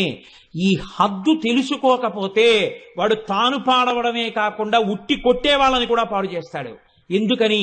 ఒక్క దుర్మార్గుడు 5గురిలో ఉన్నాడు అనుకోండి, ఒరే వీడికి పేరు వస్తుందేమో అనరా, వీడు 10 మందిలో నవ్వుల పాలు అయ్యేటట్టు చేద్దామని కొట్టే వేళటికి కదిలిపోయి భుజం వదిలేసాడు అనుకోండి, అందరూ కింద పడిపోతారు. వంశంలో ఒక్క పాతకుడు పుట్టాడు అనుకోండి, ఊర్ధ్వలోకాల్లో ఉన్న పితృదేవతలు కూడా కింద పడిపోతారు. ఉట్టి కొట్టడం మీ జీవన ప్రక్రియని మీకు చెప్తుంది. అందుకే మన వాళ్ళు గోకులాష్టమి నాడు ఉట్టి కొట్టండి అంటారు. ఉట్టి కొట్టడం అంటే అది ఉత్తినే చేసే ప్రక్రియ కాదు, మీకు జీవితంలో ఒక గొప్ప పాఠాన్ని చెప్తుంది. ఈ ఉట్టి కొట్టడం మీకు నేర్పడమే అమ్మవారి యొక్క కిరీట దర్శనము. అమ్మవారి కిరీటాన్ని మీరు చూడడం మీకు బాగా వస్తే అప్పుడు మీకు వెంటనే తెలిసేది ఏమిటి అంటే మీ హద్దు మీకు తెలియుట. కురుబిందమణి శ్రేణి కనత్కోటి రమండిత. అమ్మా, నా హద్దు నేను తెలుసుకోకుండా నాలో ఉన్న ఏ బలాన్నైనా సరే దుర్వినియోగం చేస్తే చూసేదానివి నువ్వున్నావు, పాడైపోతాను. అమ్మా, నేను అనుకున్నట్టు జరగదు, ఇంకొకలా జరుగుతుంది. ఎందుకని? చిత్తమునందు స్వచ్ఛత లేదు. ఈ స్వచ్ఛత బయట వాళ్ళకి తెలియకపోవచ్చు, అమ్మవారు చూస్తూ ఉంటుంది. ఈ భయం నీకు ఉండడం, ఆవిడ కిరీటము ధరించినదని నువ్వు భయమును కలిగి ఉండుట, అందుకొచ్చింది ఆ కిరీటం. కాబట్టి ఇప్పుడు మీరు ఇదంతా ఏమిటి ఉపన్యాసం అంటే, కురువిందమణి శ్రేణి కనత్కోటీర మండిత అనబడేటటువంటి కిరీట దర్శనము ఏ కోణంలో చెయ్యాలన్న విషయం మాత్రమే నేను మీకు చెప్పాను. నేను కిరీటం గురించి మీకు ఇంకా ఏం చెప్పలేదు. కాబట్టి ఇప్పుడు ఆ కిరీటం గురించి చెప్తూ వసిన్యాది దేవతలు ఒక మాట అంటున్నారు. కురువిందమణి శ్రేణి కనత్కోటీర మండిత. బంగారము చేత తయారు చేయబడినటువంటి కిరీటమునందు పద్మరాగ మణులు ప్రకాశించుచున్నవి. ఇది ఆ నామము యొక్క అర్థం. పద్మరాగమణులతో ప్రకాశించుచున్న కిరీటం అంటే ఉత్తి మణులతో చేసిన కిరీటం కాదు, బంగారముతో కూడిన కిరీటంలో పద్మరాగమణులు పెట్టబడ్డాయి. రావణగంగా అని ఒక నది ఉంటుంది. ఆ రావణగంగా అనబడేటటువంటి నదిలో సౌగంధికములు, కురువిందములు, స్ఫటికములు అని 3 దొరుకుతాయి. ఇందులో స్ఫటికములు, కురువిందములు అని 2. స్ఫటికములు తెల్లగా ఉంటాయి. స్ఫటికం అంటే దానికి పెద్ద మీకు తెలియక్కర్లేదు, స్ఫటికం అంటే తెలుపు. స్ఫటికము తెల్లగా ఉంటుంది. కురువిందము పద్మరాగమణి కనుక ఎర్రగా ఉంటుంది. ఈ పద్మరాగం కానీ స్ఫటికం దగ్గర పెట్టారనుకోండి, ఈ పద్మరాగము యొక్క కాంతి స్ఫటికాన్ని కప్పేస్తుంది. ఈ ఎరుపులో తెలుపు ఉండిపోతుంది. ఇది కూడా ఎర్రగా ప్రకాశిస్తుంది, కానీ అది మాత్రం పద్మరాగాన్ని పక్కకి తీస్తే మళ్ళీ తన తెలుపులోనే ఉంటుంది. ఆ ఎరుపు తెలుపుని ఎరుపులా కనపడేటట్టు చేసిందేమో కానీ అది మాత్రం ఎప్పుడు తెల్లగానే ఉంది. ఆ తెలుపు శివుడు, ఈ ఎరుపు అమ్మ. ఈ ఎరుపు పద్మరాగమణి, ఆ తెలుపు పరమశివుడు. ఈ పద్మరాగమణి ఎంత ఎర్రగా ఉంటుంది అన్నారు. ఈ కురువిందములు మంకెన పువ్వు యొక్క ఎరుపు, గురువింద పువ్వు యొక్క ఎరుపు, ఆరుద్ర పురుగు యొక్క ఎరుపు, మందార పువ్వు యొక్క ఎరుపు, లొద్దుగ పువ్వు యొక్క ఎరుపు, రక్తము యొక్క ఎరుపు ఎలా ఉంటుందో అంత ఎర్రగా ఉంటాయి పద్మరాగమణులు. ఇంత ఎర్రగా ఉండేటటువంటి పద్మరాగమణులు అమ్మవారి యొక్క కిరీటంలో ఉన్నాయని తెలుసుకుని కురువిందమణి అన్న మాట నోటితో పలికితే ఏమవుతుంది అంటే, దానివల్ల భవస్యాబుద్ధ్యాగనే తవ పరిజనో కామానురాగాః కురువిందజేషు శనైర్నతాదృక్స్ఫటికోద్భవేషు మాంగళ్యయుక్తా హరిభక్తిదాశ్చ వృద్ధిప్రదాస్తే స్మరణాద్భవంతి. ఎవరైతే నోటితో స్ఫటికము అన్న మాట అంటారో, ఎవరు నోటితో పద్మరాగము అన్న మాట అంటారో, ఈ 2 మాటల్ని అంటే చాల్ట.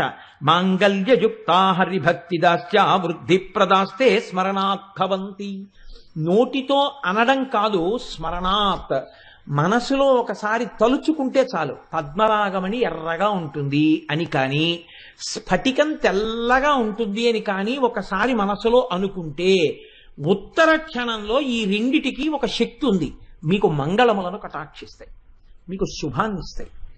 కాబట్టి ఇప్పుడు అమ్మవారి కిరీటమునందు పద్మరాగమణులుంటే అవి మీకు ఏ శుభాన్ని చేకూరుస్తాయి అంటే హరిభక్తిదాంశ్చ, ఇవి మీకు వెంటనే హరిభక్తిదాశ్చ, హరిభక్తినిస్తాయి. హరి అనగా విష్ణువు, విష్ణు అనగా పురుష రూపమునందుంటే విష్ణువు, స్త్రీ రూపమునందుంటే అమ్మవారు, అంతే.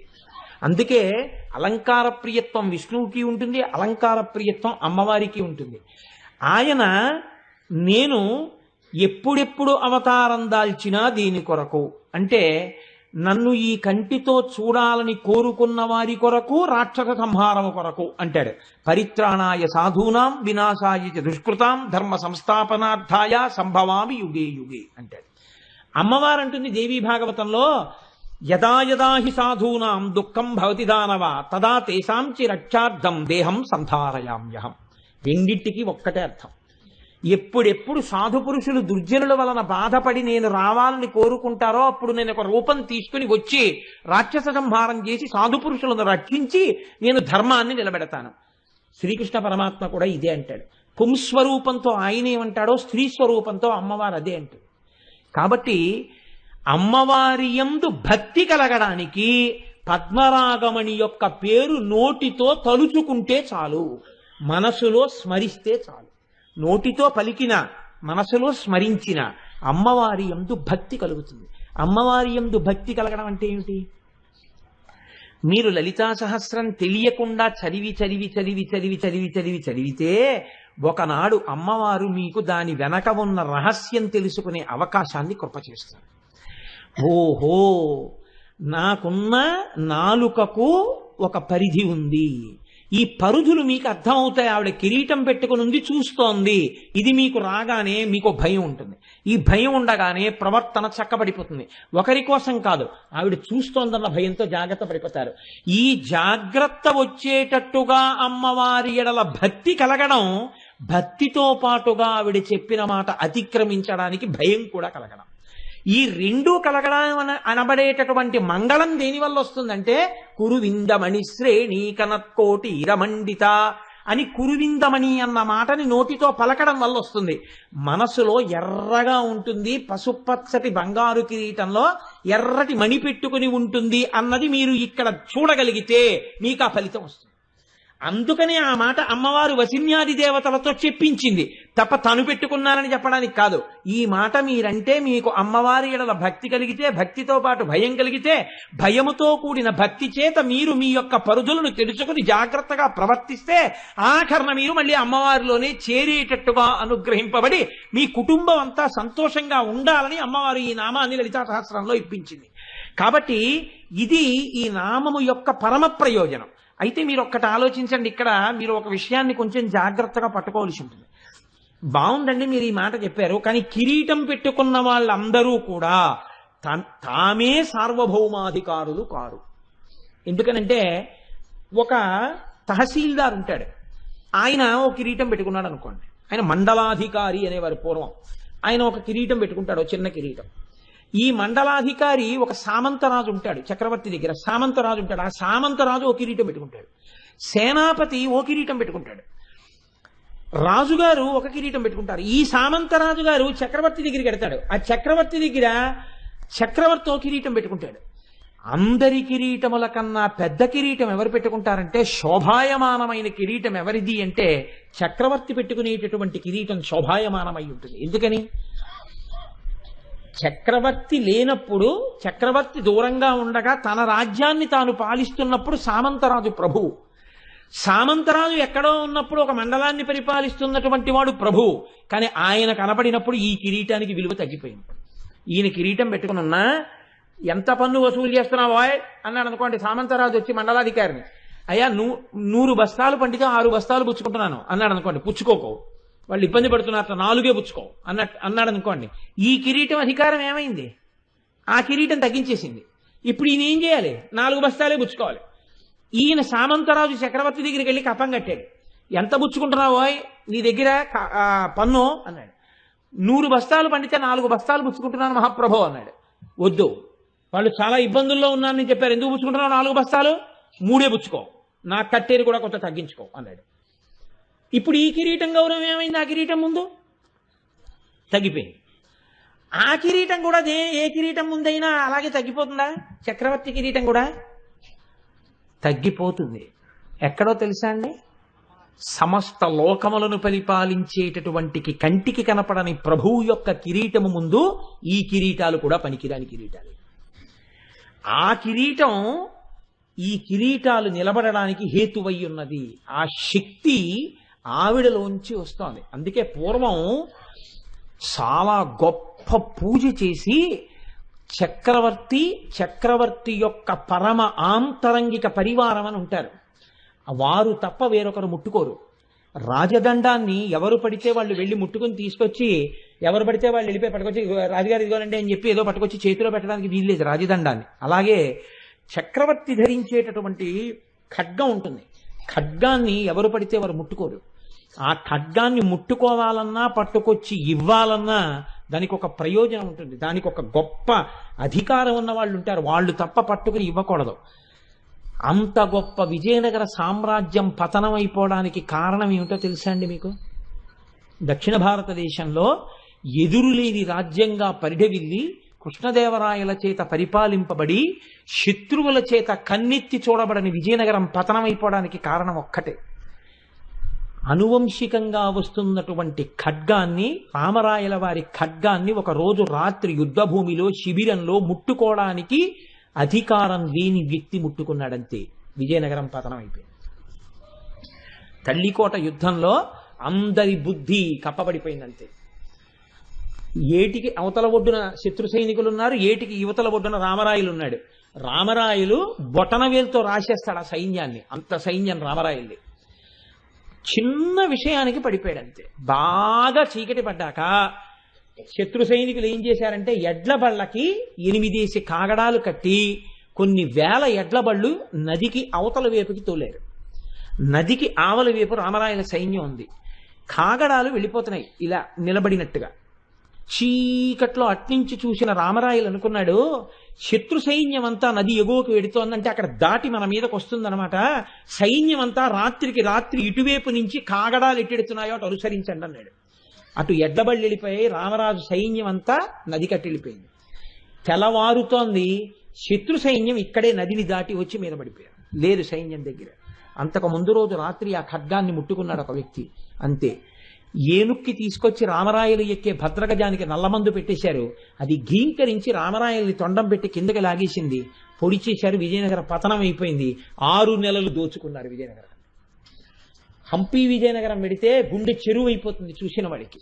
అరే రే ఇదా ఇవాళ దీని స్థితి అని. మా మోహన్ రావు గారు మేము వెళ్ళాం మొన్న శృంగేరి వెళ్ళినప్పుడు. కన్నుల నీరు వస్తుంది చూస్తే.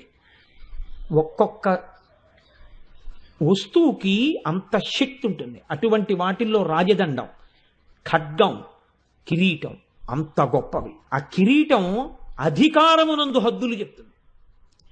ఇప్పుడు అమ్మవారి కిరీటానికి కూడా ఏమైనా హద్దుందా? ఆవిడ కిరీటం కూడా దేనికన్నా కొంచెం తక్కువగా ఉంటుందా? ఆవిడ కిరీటమే అందరికన్నా గొప్పగా ఉంటుందా? ఇది చెప్పాలంటే ఏదో చెప్పేయచ్చు.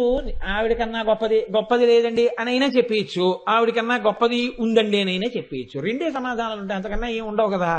కాబట్టి కొంతమంది ఇది కొంతమంది అది చెప్తే ఏదో ఒకటి ఒప్పుకు తీరాలి. కాబట్టి ఎవరో వాళ్ళకి మార్కు వస్తుంది. అది పెద్ద విశేషం కాదు. కానీ చెప్పడంలో ఒక తమాషాతో చెప్పగలిగిన వ్యక్తి ఒకరు ఉన్నారు, మహానుభావుడు. అది హత్తుకునేటట్టు చెప్పగలరు ఆయన. అది కిరీటానికి ఉన్న హద్దు చెప్పారు ఆయన. మన హద్దులు దాటితే శిక్షించే కిరీటాలకి హద్దులుంటే మండలాధికారి కన్నా సామంతరాజు, సామంతరాజు కన్నా రాజు, రాజు కన్నా చక్రవర్తి ఇలా ఉంటే అమ్మవారి కిరీటం కూడా ఎవరి ముందన్నా వంగుతుందా? వంగదా?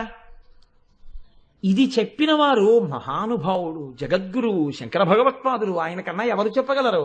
సౌందర్యలహరిలో అమృత భాండం అండి. అటువంటి శ్లోకం ఒకటి రచన చేశారంటే మన మనసుని హత్తుకోవాలని. ఒక శ్లోకంతో విషయము చెప్తారు, ఒక శ్లోకంలో చెప్పి చెప్పకుండా ధ్యానం చేయిస్తారు, ఒక శ్లోకంలో ఒక నాటకీయ సన్నివేశాన్ని చూపిస్తారు. అలా చెప్పడంలో శంకరులకి శంకరులే సాటి, వేరొకరికి అంతటి ప్రజ్ఞ భాషించడం దుర్లభం. అది ఆయన మహానుభావుడు.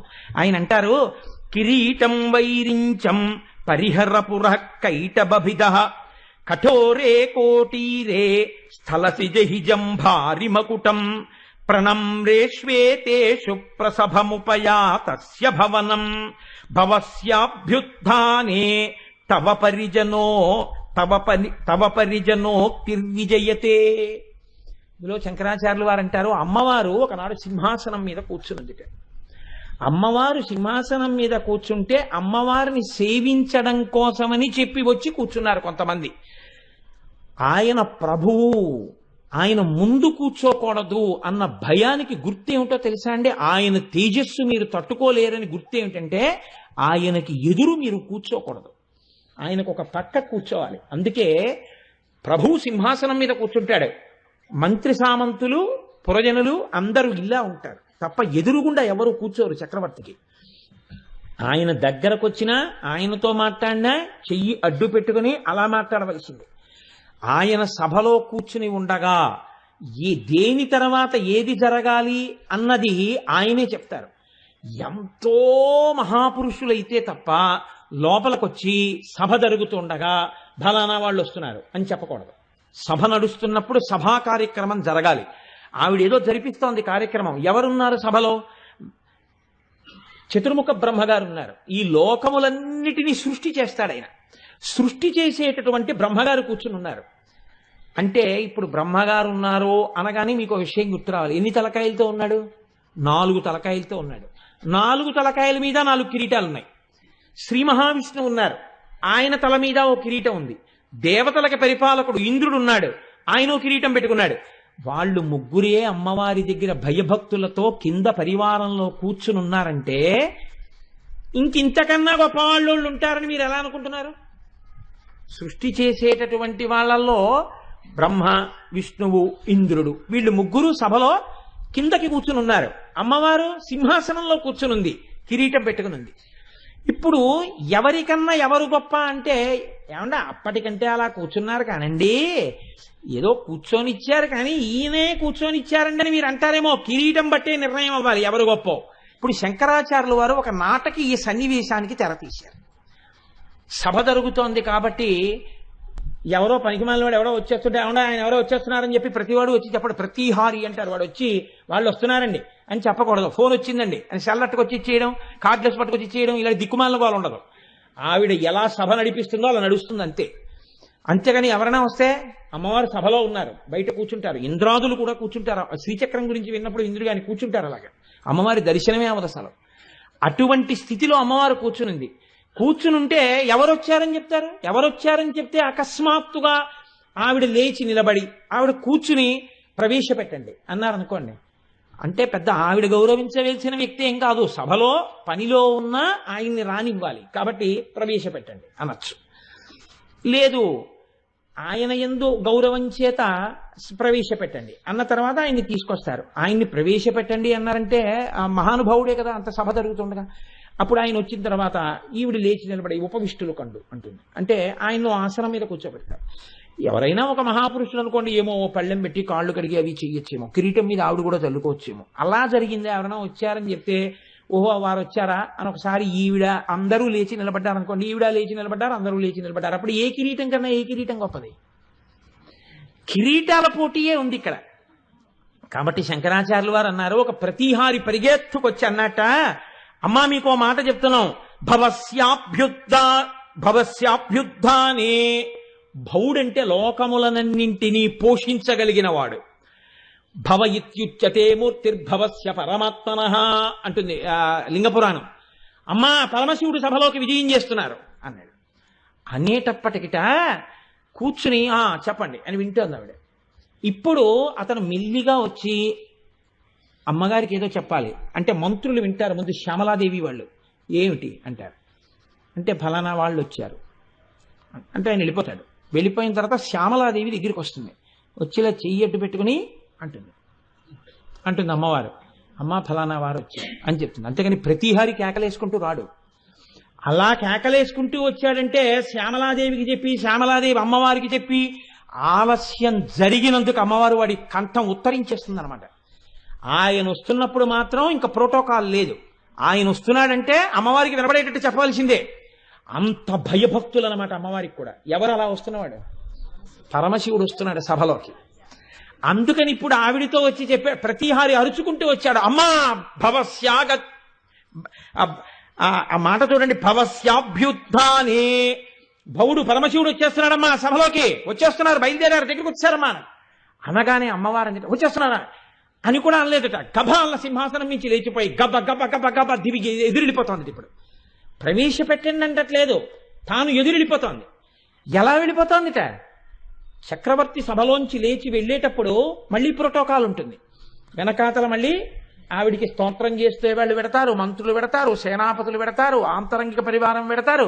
ఒక్కొక్కరు ఒక్కొక్క కక్షలో ఉండిపోతారు. చిట్ట చివరి వరకు మంత్రి గారు ఒక్కడే పెడతాడు. మంత్రి గారు ఒక్కరు వెళ్ళిన తర్వాత ఆ మంత్రి గారితో లోపల ఆవిడ ఇంకేమైనా మాట్లాడి శ్యామలాదేవితోటి ఆవిడ లోపలికి వెళ్ళిపోతుంది, చింతామణి గృహంలోకి వెళ్ళిపోతుంది ఆవిడ. కానీ ఇక్కడేమైంది? ప్రవేశపెట్టడం లేదు, ఈవిడ పరిగెత్తుకు వెళ్ళిపోతుంది. గబగబ గబగబా ఈవిడ వెళ్ళిపోతుంటే ఆవిడేదో పనిలో ఉంది, ఆవిడ వెళ్ళిపోతుంది, మనకేమిటని కూర్చున్న వాళ్ళు కూర్చున్నారు అనుకుంటున్నారా? వాళ్ళు లేచి నిలబడలేదట. అమ్మ బాబోయ్, అమ్మవారు ఇలా వెడుతోంది, మనం ఇలా నిలబడ్డమే అని వాళ్ళు కింద పడిపోయారు. అంటే ఇప్పుడు ఎవరి కిరీటం పెద్దది? ఒక కిరీటం, ఆయన కిరీటం పెట్టుకుని వచ్చాడో పెట్టుకోకుండా వచ్చాడో ఆయన జటాజుటం ఉంటుంది. అందుకని ఆయన వచ్చేస్తున్నాడు. ఆయన్ని మీరు చూడలేదు, ఇంకా కిరీటం పెట్టుకున్నాడో పెట్టుకోలేదో. ప్రతిహారి చెప్పాడంతే, మీకు చెప్పారు శంకరాచార్యులు వారు శివుడు కిరీటం పెట్టుకొచ్చాడని. ఇంకా ఆవిడ వెడుతోందని చెప్పారు, కిరీటం ఆయన పెట్టుకున్నాడో పెట్టుకోలేదో మీకు తెలియదు. కానీ పెట్టుకున్న కిరీటాలన్నీ ఏమయ్యాయి? ఆవిడ అంత గబగబా వెళ్ళిపోతున్నా, ఆవిడ ఏదో పని మీద వెళ్తున్నారని వీళ్ళు వెంటనే సరేలే మళ్ళీ వస్తుందని కూర్చోలేదు. ఆవిడ గబగబా దిగిడుతోంది అంటే హఠాత్ సంఘటన, ఎవరు ఊహించలేదు. ఎవరు ఊహించనప్పుడు ఆవిడ అలా వెడుతున్నా వీళ్ళందరూ నేల మీద పడిపోయారు. పడిపోతే ఇప్పుడు ఆవిడ తొందర, శివుడు వచ్చేస్తున్నాడు, గబగబా వెళ్ళిపోతుంది ఆవిడ బయటికి. వెళ్ళిపోతుంటే చెలికెత్తాలని అంటున్నారట. వాళ్ళు అమ్మవారు వెళ్తుంటే పరిగెత్తుకుంటే గబగబా చుట్టూ వచ్చేసారు. ఏదో Z+ కేటగిరీలో ఉన్నవాడు అటు ఇటు పెడుతుంటే బ్లాక్ క్యాట్ కమాండోస్ కూడా పరిగెత్తినట్టు వాళ్ళ చెలికెత్తులు పరిగెత్తుకుంటూ వచ్చి అన్నట్టు, అమ్మా కిరీటం వైరించం, అమ్మా ఇది బ్రహ్మగారి కిరీటాలు, 4 కిరీటాలు, జాగ్రత్త జాగ్రత్త, కాళ్ళకి తగులుతాయి, తప్పుకో అంటున్నారట. కొంచెం వెనక్కుడు తలగైంది వెనకది అంటారట. అమ్మ జాగ్రత్త, తగులుతాయి అని అమ్మవారికి తప్పుకోండి అని చేతులు పట్టుకుంటున్నారట. అమ్మవారు ఇలా చూట్టాలు లేట కిందకి వెళ్ళిపోతుంది. వీళ్ళు అమ్మ బాబోయ్ అమ్మవారి పాదాల దగ్గరికి వస్తున్నాయి, ఇంతే చాలు, ఏ కారణం అయితేనే దండం పెడదామంటే అక్కడికి ఎలాగో వెళ్ళడానికి కుదరదు, ఆవిడ లేచి వెళ్ళిపోతుంది. అందుకని వాళ్ళు అనుకోకుండా పాదాలు వచ్చాయి, వాళ్ళు కింద పడిపోయారట కిరీటాలతో. పడిపోయి పెడుతుంది, అమ్మ కిరీటాలు తగులుతాయి అని చిలికెత్తులు అంటున్నారట. చెప్పకుండా చెప్తున్నారు ఏ కిరీటం పెద్దది? అమ్మవారి కిరీటం పెద్దది ప్రస్తుతం వరకు కదండి. అందుకని ఆవిడ వెళ్ళిపోతాం చెలికెత్తలు అంటున్నారట. కిరీటం వైరించం హరిహరపుర కైటబిద, అమ్మా బ్రహ్మగారి కిరీటాలు, ఇది కైటభుడు అనేటటువంటి రాక్షసుడిని మర్దించినటువంటి శ్రీ మహావిష్ణువు యొక్క కిరీటం చాలా కఠినంగా ఉంటుందమ్మా ఈ కిరీటం. ఇది కిరీటం మీదకి బాణాలు వేస్తారు. శ్రీ మహావిష్ణువు స్థితికారకుడు, ఎప్పుడు లోకాల్లో ధర్మానికి హాని వచ్చిందంటే యుద్ధానికి వెళ్ళిపోయేది ఆయనే. కాబట్టి ఆయన కిరీటం మిగిలిన కిరీటాల్లో ఉండదు, అటువంటి కిరీటం. కాబట్టి అమ్మ అది చాలా కఠినంగా ఉంటుంది, నీ పల్లవమైన పాదములకు తగులుతుందేమో, అమ్మ జాగ్రత్త ఏమండో శ్రీ మహావిష్ణువు గారు వెనక్కుండండి అంటున్నారట. అమ్మవారు గబగబా వెళ్ళి అమ్మ గబుక్కుని తగులుతుందేమో, ఆ పాదం ఎంత కోమలమైన పాదం అమ్మా, తగిలితే ఇంకేమైనా ఉందా, జాగ్రత్త అంటున్నారట. అందుకని పరిహరపుర కైటబిద, పరిహర తీసే అమ్మ వెనక్కెళ్ళు అంటున్నారట. కఠోరే కోటీరే స్థలసి జహిజం భారి మకుటం, అసలు ఇంద్రుడి దగ్గరికి వచ్చేటప్పటికి అన్నారట, ఇంద్ర అమ్మవారు ఎడుతోంది, ఏంటా కిరీటంతో అలా అడ్డంగా పడిపోతావు, తీసేయి కిరీటం, అమ్మా ఆ కిరీటాన్ని తప్పించుకో, దాటేసి దాని దగ్గర నుంచి కాలేయకు, కిరీటం నుంచి దాటేయి. అమ్మవారు ఆ కిరీటం నుంచి దాటి వెళ్ళిపోయినా కూడా దానికి పూజ. అంటే బ్రహ్మాది దేవతల యొక్క కిరీటములే హఠాత్తుగా ఆవిడ సభలోంచి లేచి వెడుతుంటే నేల పడిపోయి ఆవిడ పాదముల దగ్గర అమ్మో తల్లి పాదములని నేల మీద పడి ప్రణిపాతం చేస్తున్నాయి. అంటే ఆవిడెవరు? శ్రీ మహారాజ్ఞి.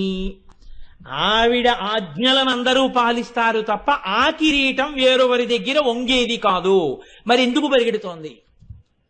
వస్తున్నవాడు భర్త. ఆయన పరిపాలకుడు కాదా పక్కన పెట్టండి, భార్యాభర్తల మధ్యలో ఆ భేదం ఉండదు. అందుకే భర్త గారు పెద్ద అధికారి అయితే భార్య గారి కాళ్ళట్టుకున్నా ఆవిడ చెప్తే పని అవుతుంది. ఆ అధికారం ఆవిడ యందు సంక్రమించే ఉంటుంది, తెలిసో తెలియకో ఉంటుంది ఖచ్చితంగా. అందుకని వాళ్ళిద్దరి మధ్య అభేదం.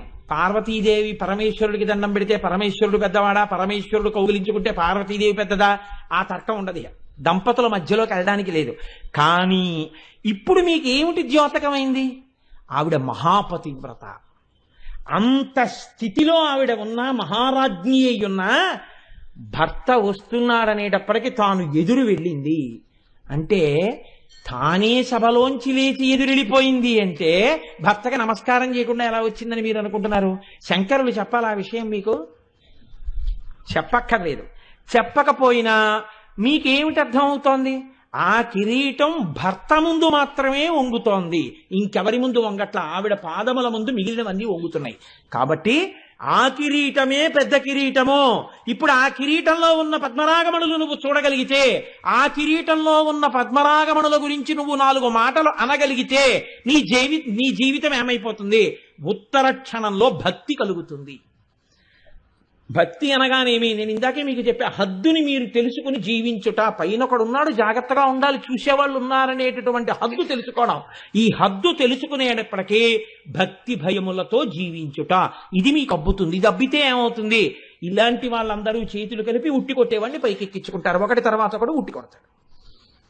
దీనికి సాధనమేమి? కిరీట దర్శనము. అందుకని కురువిందమణి శ్రేణీ కనత్కోటి ఇరమండిత. ఈ భక్తి ఉంటే నువ్వు ఏ స్థితిని పొందుతావు అని అడిగారు. ఏమండే, మోక్షం రావడమేనా, ఇంకేమైనా కూడా ఉంటుందా? అమ్మవారి యందు భక్తితో ఉన్నవాడు ఏ స్థితిని పొందుతాడన్నారో తెలుసా అండి? ఏది చెప్పినా శంకరాచార్యులు వారు చెప్పాలండి, మహానుభావుడు. ఆయన తప్ప చెప్పగలిగిన వాడెవరు? ఆయన అంటారు, తనీయాం సంపాంసుం తవ చరణ పంకేరుహభవం విరించి సంచిన్వన్ విరచయతి లోకాన వికలం వహత్యేనం శౌరి కథమమి సహస్రేణ శిరసాం హరః సంక్షుద్యైనం భజతి భస్మోద్ధూళన విధిం. చతుర్ముఖ బ్రహ్మగారు ఈ లోకాన్నంతటినీ సృష్టి చేసేటప్పుడు ఎక్కడా తప్పు లేకుండా సృష్టిస్తున్నాడు.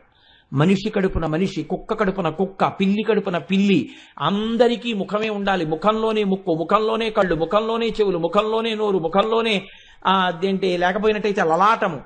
ఇన్ని సృష్టించిన ఒక వ్యక్తిని పోలి ఇంకొక వ్యక్తి ఉండడు. అందరూ ముఖాలే, అన్ని తలకాయలే అయినా ఒక మనిషిని పోలి ఇంకొక మనిషి లేకుండా సృష్టి చేస్తున్నాడు. ఇంత శక్తి బ్రహ్మగారికి ఎక్కడి నుంచి వచ్చింది? తనీయాం సంపాంసుం. అమ్మవారి పాదములకు పట్టినటువంటి రజస్సు మట్టిని చల్లుకోలేదుట. అమ్మవారి పాదములకు ఉన్నటువంటి మట్టిలో ఉన్న ఒక లేశ కణాన్ని తీసి తన కిరీటం మీద వేసుకున్నట్ట. ఇంత శక్తి వచ్చింది. నువ్వు కూడా నీకిచ్చిన శక్తిని అమ్మవారి పరం చేసి ఆవిడ పాదముల దగ్గర తల ఉంచి నమస్కరించి, అమ్మా నే చేస్తున్నది నీ అనుగ్రహంతో అని ఆవిడ పాద ధూళిని శిరస్సున వేసుకోగలిగితే నీకున్న విభూతి ఏ స్థాయిలో ప్రకాశిస్తుందో, నువ్వు ఎంత స్థితిని పొందుతావో ఆలోచించుకో. కాబట్టి తనీయాం సంపాంసుం తవ చరణ పంకేరుహభవం విరించి సంచిన్వన్ విరచయతి లోకాన వికలం వహత్యేనం శౌరి కథమమి సహస్రేణ శిరసాం. ఏమి మాటలేసేస్తారు అనండి శంకరాచార్యుల వారు. అమ్మవారి పాదములకే ఉన్నటువంటి ధూళికణాన్ని శిరస్సు మీద వేసుకున్నారట శ్రీ మహావిష్ణువు. వేసుకుని ఏం చేస్తున్నారు? 1000 తలలతో ఈ భూమిని మోస్తున్నారట. అదేమిటండి, విష్ణువు భూమిని మోసినట్టు ఎక్కడుందండి లోకంలో?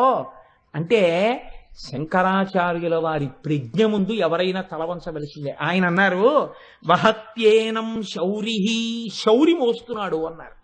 శౌరి అన్న మాట కృష్ణుడికి ఉంది. శౌరి అంటే సూర్యుడి యొక్క మనవడు. ఆ సూర్యుడు అనేటటువంటి ఆయన కొడుకు వసుదేవుడు, వసుదేవుని యొక్క కుమారుడు కృష్ణ భగవానుడు. సూర్యుడికి పౌత్రుడు కనుక శౌరి అని పేరు. శూరుడికి కొడుకు వసుదేవుడైతే వసుదేవుడికి చెందినటువంటి భార్య రోహిణీ గర్భమునందు పుట్టిన బలరాముడు కూడా శౌరియే. ఎందుకని ఆ సూర్యుడికి మనవడే అవుతాడు కాబట్టి. ఇప్పుడు బలరాముడు కూడా శౌరి అయితే ఆ బలరాముడి శేషాంశ, శేషుడు బలరాముడిగా వచ్చాడు.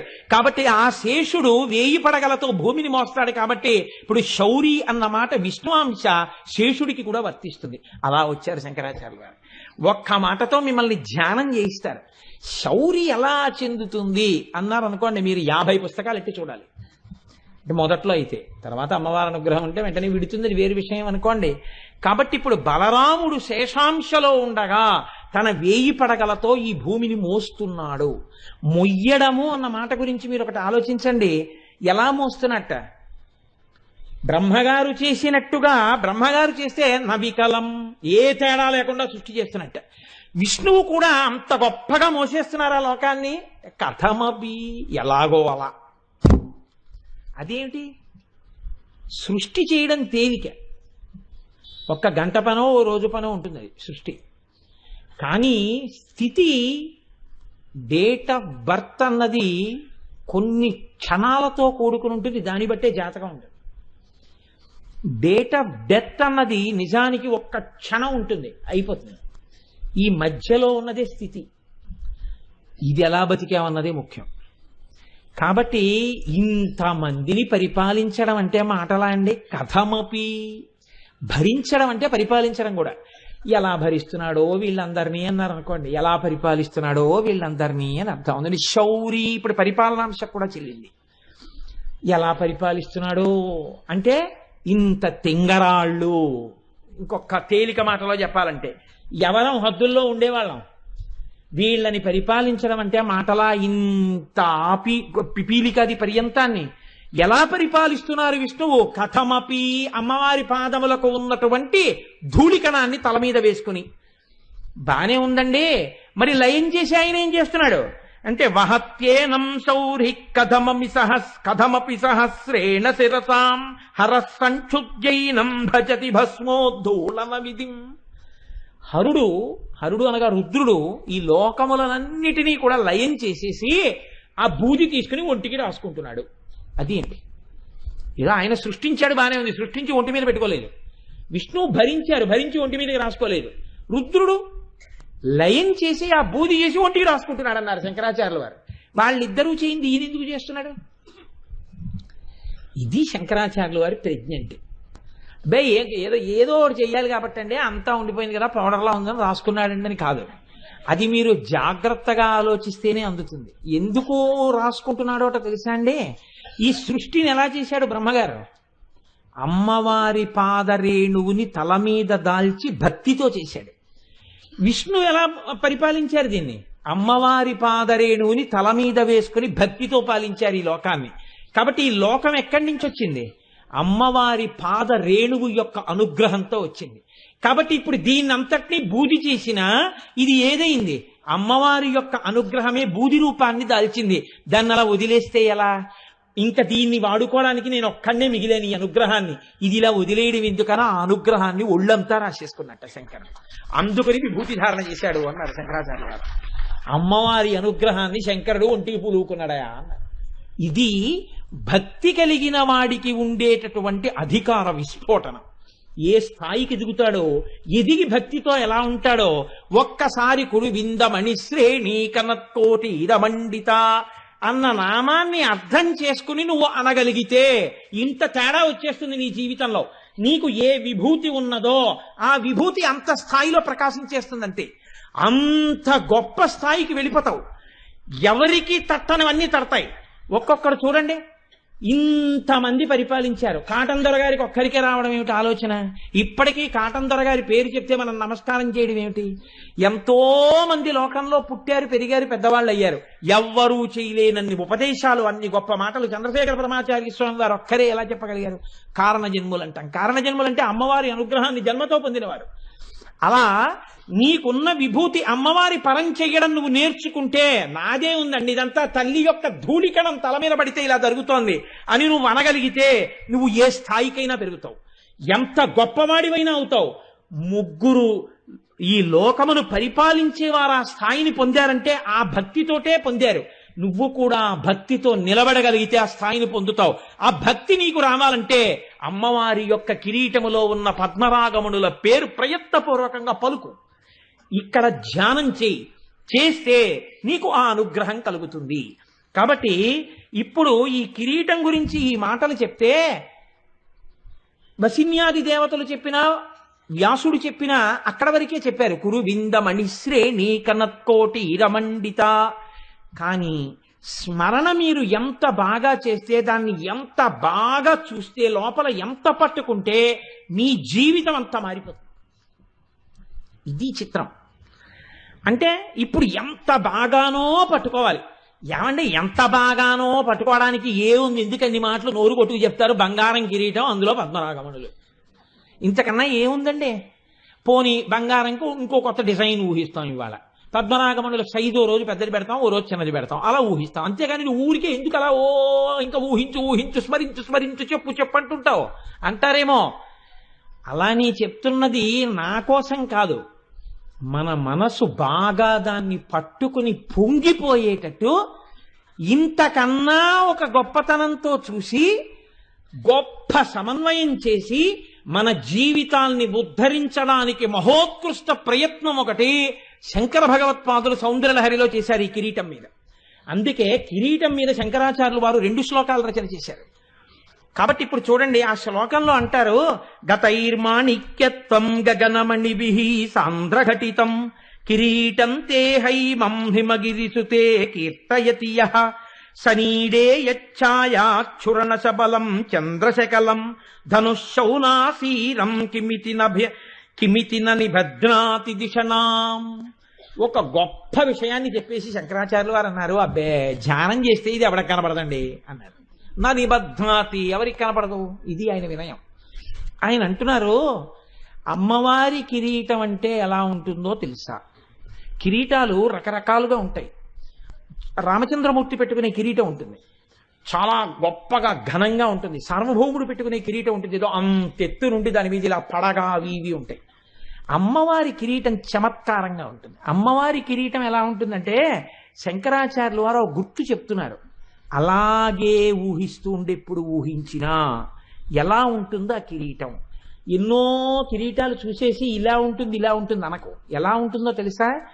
ఎవరు చూశారో వాళ్ళు చెప్పాలి. ఆయన చూశారు కాబట్టి మనకి చెప్తున్నారు. కిరీటం విషయంలో ఒక లక్షణం ఉందండి.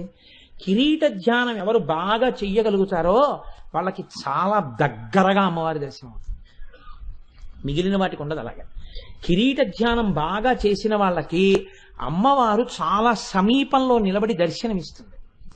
అంటే ఎవరు పొందారు ఈ దర్శనాన్ని? శంకరాచార్యులు వారు పొందారు. కాబట్టి ఇప్పుడు శంకరాచార్యులు వారు మనకి దాన్ని అందిస్తున్నారు. ఇది ఆయన త్యాగం. ఇప్పుడు అసలు కిరీటం ఎలా ఉంటుంది? రకరకాల కిరీటాలు ఉన్నాయి, అన్ని ఊహించకు, నీ చెప్తాను, బాగా గుర్తుపెట్టుకో. ఎలా? సనీడే యచ్ఛాయా. సనీడే అంటే పక్షుల యొక్క గూడు. పక్షుల గూడు ఎలా ఉంటుందో, పక్షుల గూడు ఇలా ఉంటుంది. మీకు ఇంకా తేలికగా నేను ఉదాహరణ చెప్పాలంటే పుచ్చకాయ ముక్కలా ఉంటుంది. పుచ్చకాయ ముక్క అంటే ఎలాగండి అని మీకు అనుమానం రావచ్చు. నేను మీకు తేలికగా మీరు గుర్తుపట్టాలంటే, పుచ్చకాయ కోసేవాడు కోస్తున్నప్పుడు మీరు అలా గమనించండి. ఎప్పుడైనా వాడు ఏం చేస్తాడంటే పుచ్చకాయ తెచ్చి ముందు పడుకోబెడతాడు, ఇలా నిలువుగా కోయడు, ఇలా పడుకోబెడతాడు. పడుకోబెట్టి కత్తితో ముందు సగానికి కోస్తాడు. కోసిన తర్వాత ఏం చేస్తాడంటే, అందంగా అమ్మేవాడైతే, ఎవడు పడితే వాడి గురించి నేను చెప్పట్లేదు, ఇప్పుడు ఓ ముక్క తీసేసి ఓ ప్లాస్టిక్ కవర్లో పెట్టి బండి కింద పెట్టేస్తాడు. ఈ మిగిలిన సగం ముక్కని ఏం చేస్తాడంటే ఒక కత్తి పట్టుకుని ఇలా గుండ్రంగా కోస్తాడు. ఇప్పుడు అందులోంచి కాకరకాయ ముక్కల్లా ఇలా గుండ్రంగా వస్తాయి పళ్ళేలాగా. ఇప్పుడు దీన్ని ఏం చేస్తాడంటే మళ్ళీ ఇలా సగానికి కోస్తాడు. ఇలా సగానికి కోస్తే ఇలా అర్ధచంద్రాకారాల్లో వస్తాయి. ఇప్పుడు వీటిని ఏం చేస్తాడంటే గమ్మత్తుగా పెడతాడు ఇలా. ఇది మీరు చూడగానే ఏం చేస్తుందంటే కంటిని ఆకర్షిస్తుంది, తదియనాటి చంద్రరేఖల్లా ఉంటాయి. ఇది తిందామని మీరు ఏం చేస్తారంటే పెడితే ₹1 ₹2 పెడతారు, అనంతమైన ముక్కలు సృష్టిస్తాడు. ఇప్పుడు ఆ ముక్క పట్టుకుంటే మీరు ఇలా పట్టుకోవడానికి ఉండదు, ఇలా కింద పట్టుకోవాలి. పట్టుకుని మీరు ఈ చివరి నుంచి అందులో ఉన్న ఎర్రగుజ్జంతా తినేస్తే తెల్లగుజ్జుతో ఆకుపచ్చ అర్ధచంద్రాకారంగానే మిగిలిపోతుంది.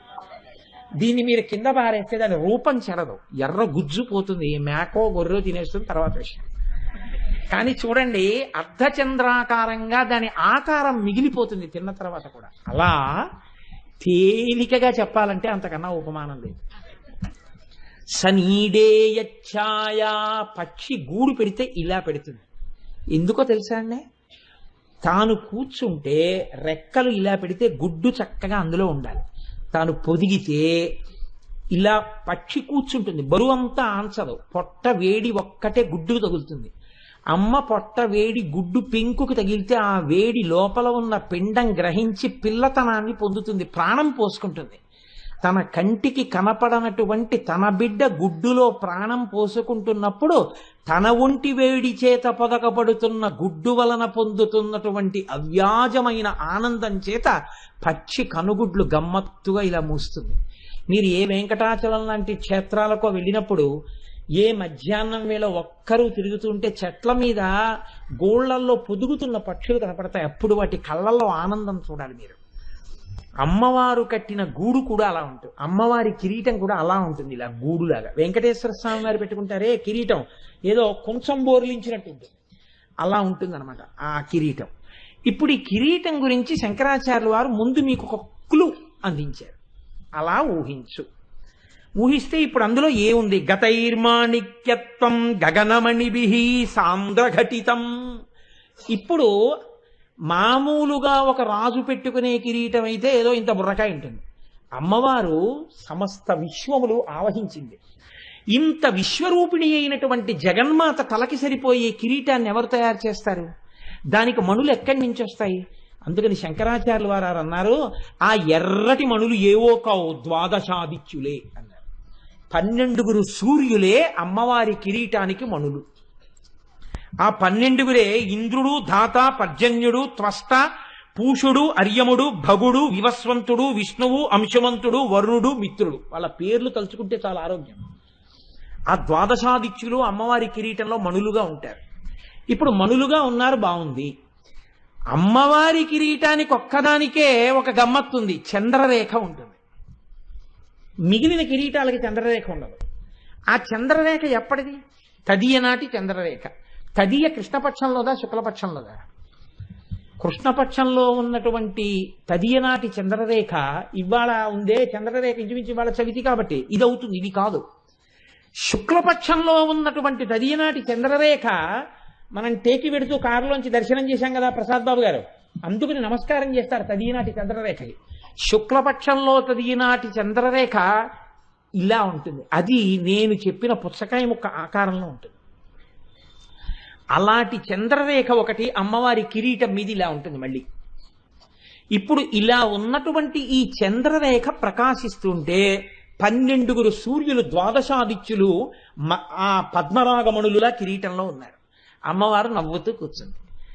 శంకరాచార్యుల వారు అన్నారు, ఈ చంద్రబింబం దగ్గర నుంచి అమృత బిందువులు పడతాయి కదా చంద్రుడు అన్న తర్వాత, ఈ అమృత బిందువు ఇలా పడింది. పడుతుంటే ఈ ద్వాదశాదిత్యుల్లోంచి ఒక కిరణం ఆ బిందువులోకి వెళ్ళింది. వాన పడుతోంది, సూర్యప్రకాశము ఉంది. సూర్యకిరణం వాన బిందువులోంచి వెళ్ళగానే ఆకాశంలో ఇంద్రధనస్సు వస్తుంది, 7 రంగుల కింద విడిపోతుంది. అలాగే చంద్రుడి నుంచి పడుతున్నటువంటి సుధా బిందువు మీదకి సూర్యకిరణం పడగానే ఎట్నుంచి పడిన కిరీటానికి చుట్టూ ఉన్నాయి ఆదిత్యులు. ఆ సూర్యకిరణం ఇలా పడగానే ఇంద్రధనస్సు వస్తుంది అమ్మవారి కిరీటం మీద, 7 రంగుల కింద విడుతుంది. ఇలా అమ్మవారి కిరీటం చుట్టూ ఇంద్రధనస్సు ఏర్పడుతుంది. నువ్వు బాగా చూశావని గుర్తు ఏమిటంటే నీకు ఆ ఇంద్రధనస్సు కూడా కనపడి ఉండాలి ధ్యానంలో. లేకపోతే ఈ చంద్రరేఖ నుంచి పడుతున్న సుధాబిందువు సూర్యకిరణం అలా వెళ్ళడం, అందులోంచి విడిబడి ఇంద్రధనస్సు కూడా పడడం జరిగింది అంటే నువ్వు బాగా ధ్యానం చేశావు. ఇలా బాగా ధ్యానం చేసిన వాడికి ఇంద్రధనస్సు అన్నది కొత్తగా కనపడింది. అది ఇంద్రధనస్సు అని శంకరాచార్యులు వారు చెప్పరు. ఎంత రహస్యనామం వాడారో తెలుసా అండి ఆయన? శౌనాసీరం అన్నారు. శౌనాసీరం అన్న మాట ఇంద్రుడికి అమరకోశంలో వాడారు. సైన్యంలో ముందుండి యుద్ధం చేస్తాడు కాబట్టి, ముందు గొప్ప సైన్యం ఉంచుతాడు కాబట్టి ఆయనకి శౌనాసీరం అని పేరు. ఇంద్రుడి యొక్క ధనస్సు ఎలా ఉంటుందో అలా 7 రంగులు విడిపైన ఇంద్రధనస్సు ఏర్పడుతుంది. అంటే మీరు నిజంగా ఇప్పుడు ధ్యానం చేయడానికి ఒక గొప్ప అవకాశాన్ని శంకరాచార్యుల వారు మీకు ఇచ్చేశారు. ఇప్పుడు మీరు కళ్ళు మూసుకొని అమ్మవారి బంగారు కిరీటం, అందులో మణులు, పైన చంద్రరేఖ. లోకంలో ఉండేటటువంటి సంప్రదాయం ఏమిటంటే చంద్రుడు స్వయం ప్రకాశకుడు కాడు, సూర్యుడు స్వయం ప్రకాశకుడు. సూర్యుని కిరణాలు చంద్రుడి మీద పడితే చంద్రుడు ప్రకాశిస్తాడు.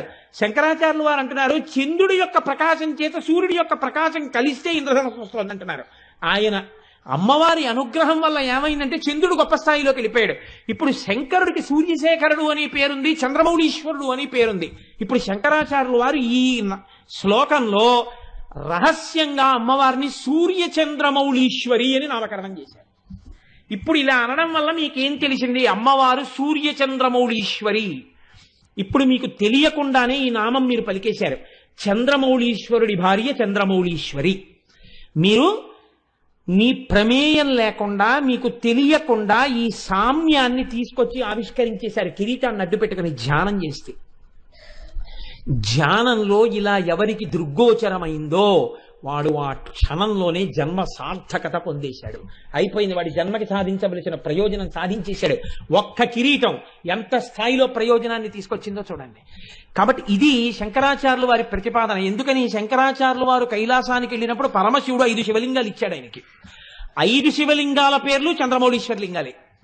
5 శివలింగాల్ని శంకరాచార్యులు వారు తీసుకొచ్చి 5 చోట్ల పెట్టారు. ఒకటి కంచిలో ఉంది, ఒకటి శృంగేరిలో ఉంది, ఒకటి చిదంబరంలో ఉంది, ఒకటి కేదార్నాథ్లో ఉంది, ఒకటి నేపాల్ నీలకంఠంలో ఉంది. 5 చోట్ల ఉన్న శివలింగాల పేర్లు చంద్రమౌళీశ్వర లింగాలే. అందుకే శృంగేరి వారు సాయంకాలం పూజ చేసినా చంద్రమౌళీశ్వర ఆరాధన అంటారు, కంచి వారు చేసినా చంద్రమౌళీశ్వర ఆరాధన అంటారు. చంద్రమౌళీశ్వరుని భార్య కూడా చంద్రమౌళీశ్వరియే. రూపమునందు ఇద్దరు ఒక్కలా ఉంటారు. ఆ ఇంద్రధనస్సుని అడ్డుపెట్టి మీకు ధ్యానమునందు ఒక కొత్త కోణాన్ని శంకరాచార్యులు వారు తొడిగారు. కాదు, ఇంకొక రహస్యం మీకు చెప్తున్నాను. అమ్మవారి కిరీటం ఏమీ తెలియని వాడికి కూడా దర్శనం అయిపోతుంది. ఏమీ తెలియకపోయినా మీరు చూడొచ్చు అమ్మవారి కిరీటాన్ని. ఎప్పుడు చూడొచ్చో తెలుసా అండి? ఒక్క కార్తీక మాసంలో కృష్ణపక్షంలో వచ్చేటటువంటి చతుర్దశి నాడు అమ్మవారి కిరీటం ఆకాశంలో కనపడుతుంది. అందుకే ఆ చతుర్దశిని రూప చతుర్దశి, కృష్ణ చతుర్దశి అని పిలుస్తుంటారు. కారణం ఒక్కటే, ఎంతమంది దీన్ని పట్టుకోగలరో నాకు తెలియదు కానీ పట్టుకోగలిగిన వారు ధన్యులు. ఒక రాశి చక్రంలో సూర్యచంద్రులు ఇద్దరూ ఎప్పుడూ అమావాస్య నాడు 1 డిగ్రీ దగ్గరే ఉంటారు. అంటే 1 బిందువు దగ్గరే ఉంటారు. అలా గోపాలకృష్ణ గారు నాకు సుతముఖాన్ని అలా బోర్డు ఇస్తే బాగుంది.